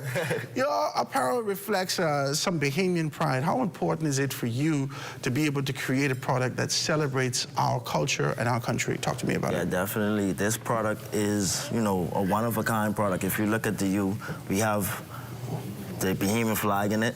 Then we have our coat of arms. In the inside, One People United. In the back, 1973. So to create a product that really represent the Bahamian people is something that we really wanted to do. We also too wanted to create something that would stand out and be a signature from our brand. I ain't gonna lie to you. This bad. This bad. Appreciate it. This is bad. I like this, man, because a lot of the time I think a lot of persons find themselves in the position where hair is important. One time ago, we used to wear so much hats. Right. In the 80s and 90s, we move away from it. We wave it now and doing so much things. But when you see something that has this kind of a flavor, when you see something with this level of creativity and the representation of a crown, being able to put on there, I think this is good, man. You did a wonderful job. Talk to me about that. Independent celebrations are right around the corner. What can customers expect from you in your latest collection? Well, definitely we have our signature product, the hats. We also have collar tees. We have T-shirts, both in adult sizes and kids, collars, and that's what we were bringing out. So where can I get that? I want a collar shirt right now. You could go to our website at ucapinapparel.com, or you could visit UCAPN. Yes, apparel.com. You can visit our IG, UCAPN, UCAPN, our Facebook, UACAPN, same thing. Yeah, that's basically where you could find us. And we also, too, have a store distributor, J&K Triplet, right around the mall. So you could go in there and you could actually... Inside the mall? Not in the mall. It's across the street. If you're right there, let's just, you're headed from Wolf Road, you're familiar where Grace Corner is? So you're going to head to Grace. We're right after Grace Corner on that light, on the left-hand side. So you could go in there and you could find all our products sold locally. What make you do this? Well, the thing is initially how we started the brand was, it was me and my cousin, and we're hat people, right? So we went over to the States and we started with Bass Pro. I don't know if you're familiar with the Bass Pro hats, but a lot of people know those, and they was, at the time they were selling for about $5. We went You could get it from Dick's? Or Yes, from Dick's. So that's definitely where we got it from. They were selling for about $5, and at the time, Walmart was doing crazy hats like that at one point also. Right, definitely. So we bought about a few $1,000s worth, and we came back and we were selling them for like $3 for $50, and it was like such a high demand for hats. I remember seeing them. Yes. All about like different colors and whatnot. Yes. That was yours. That was. That's crazy. Yes. That's crazy. And at that time, we looked at it. It was like the quality of the hats wasn't really something that we were proud to say, yeah, this is what we want to build and push. So we decided that we want to establish something that we could actually build and, you know, establish something for ourselves. How did the SBDC assist you in being able to get to this goal? Definitely with SBDC is, you know, obviously the funding, it definitely helps in terms of inventory, marketing, but the biggest part is, you know, the network of individuals that you get connected with, the people that, you know, the resources. That's what SBDC helped us with along, you know, this journey, connecting us, you know, to the right people, pointing us in the right direction. Obviously, you know, like I said, the funding, but more so that network of individuals that could kind of help and assist with getting to that next level and also to scaling. You know, it sounds like entrepreneurialism is in your blood. You and your cousin over there with $1,000, and you all just say, let's see if we can be able to flip these things. Yes. Talk to me about what do you say to people who have creativity in them, who don't know how to get it out, who looking for this particular avenue. Tell me about it. So definitely with something, especially with entrepreneurship, and my biggest thing is get out there, do it. The biggest thing is a lot of people procrastinate in their head is, I'm not good enough, it's not good enough, I don't know how to do it, I don't know how to start or where to start. That's the biggest thing right there. It's just a matter of you actually starting. When I started this, I never knew where it was gonna take me, what it was gonna be, but, you know, I've seen the support and I've seen the growth over the years, and it's just a matter of staying consistent, believing in myself and my craft, and keeping God first. That's crazy. UCAPNapparel.com? Yeah, UCAPNapparel.com. UCAPNapparel.com. You guys, UCAPN apparel.com. Make sure you go and check that out. I can let you give this to me. Let everybody see you give that to me. Right, go ahead. Definitely, I got you. No, man, you gotta say some things. Mr. Grant, Howard Grant, take a hat. Mr. Howard Grant? Hey, yes, that's me. From UCAPN? Oh, my God.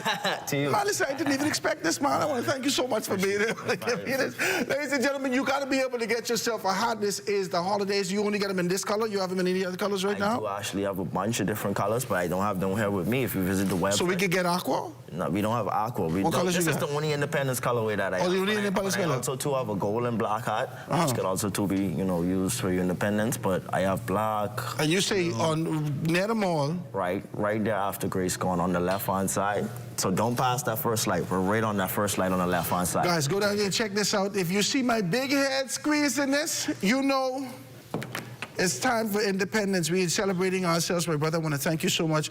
I want to congratulate the SBDC for being able to support young persons and entrepreneurs with a dream that exists in them. This is very important, man. A lot of times we find ourselves kind of giving up and, you know, saying, all right, well, you know, I can't get no help. There is opportunities that exist out here. You want to be able to find out more about it. Check out the SBDC. Go down there. They could be able to assist you with that. They got young fellas working in here. You should see the young fellas behind the cameras. There's a lot going on. I want to be able to thank you, my brother. You have done wonderful. Now you say you got shirts. I got shorts. You got shorts. rash guards, shorts. My son liked that. Oh, see him here? Bucket hats. Yeah, check him out. A bunch of different stuff, you know. Bucket hats too? Yeah, bucket hats. You know, we're also too working on expanding and more so of a female. So if I come home with $150, I could carry home something nice. You could carry home something nice. All right, I got to carry something for my boy. My son, Destin, he like things like that. Yeah, man, he but your age. He got hair just like yours. So I'm telling you, right? So I could be able to get that for him and be able to get that. Guys, go down there and check that out, man. ucapitapparel.com. Make sure you can be able to pick up these things. This is the Independence Holiday Suede. Suede. All these particular things, you want to be able to always encourage and support young persons for being able to do their thing and find themselves in these positions. So you want to be able to do that. Well, that does it for us here at The Rundown. Before we end, we have to tell you The Rundown is off for the rest of the week as the country celebrates its Independence holiday. Make sure you join us right back here next week, Monday, July 13th. Be sure that you stay locked in on ZNS Network for the Bahamas Tonight at 11 p.m. It's the final newscast in the country with the latest in news and information from Corvell Python. From all of us here at ZNS, I'm Howard Grant. Thanks so much for joining us.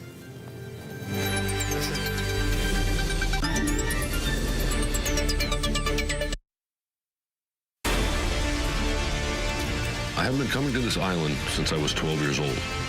It didn't take me long to realize the rich history it has here. When I bought this island in 2018, I fulfilled a lifelong dream.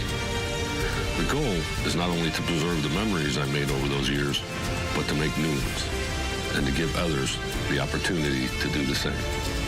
As we go through this process, it has become clear to me, we aren't just rebuilding an island, we're reviving a legend.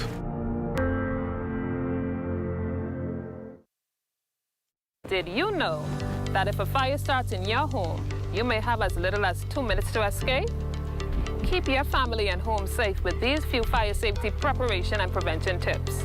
Ensure that your home has working smoke detectors. They will alert you if there is smoke and fire in your home. Install a smoke detector on every level of your home, inside each bedroom and outside each sleeping area. Test smoke detectors every month and change the batteries every 6 months. Home fires can spread rapidly and every second counts. Create an escape plan and practice it with everyone in your home. Make sure everyone can safely escape in less than 2 minutes. Keep escape routes as clutter-free as possible so no one trips or falls on the way out to an emergency. In addition to smoke detectors, fire extinguishers is an important device to have on hand. To use a fire extinguisher, remember the acronym PASS. Pull the pin, aim the nozzle, squeeze the handle, and sweep from side to side at the base of the fire. We must all do our parts to ensure that our families and homes are safe in the event a fire occurs. On behalf of the Commissioner of Police, the Director of Fire Services, and all officers of the fire department, let's work together to help prevent fires, because fire safety is everyone's responsibility, and the life you save may be your own.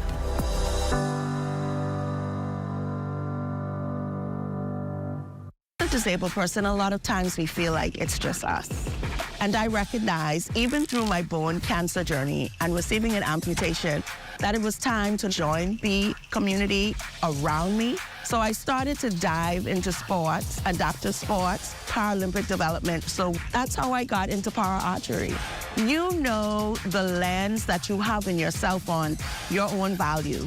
How am I going to be productive? How am I going to leave a mark or do an impact in your community?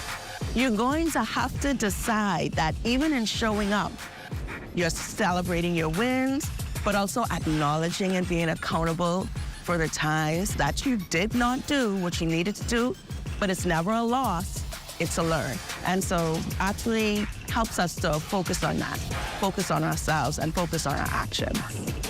Crime-free looks like me. Do your part. Join the movement to a safer Bahamas.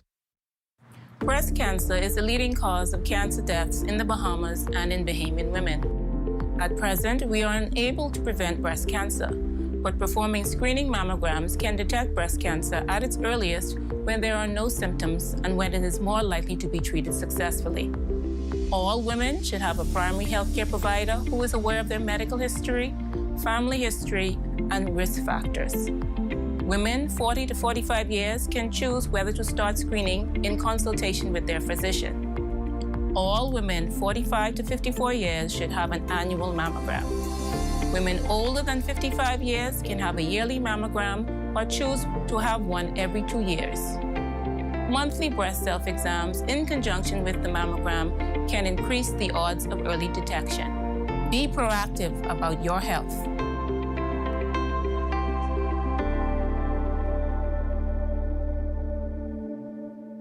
At the Lyndon Bindling International Airport, I'm Corvell Pyfrom. This is ZNS.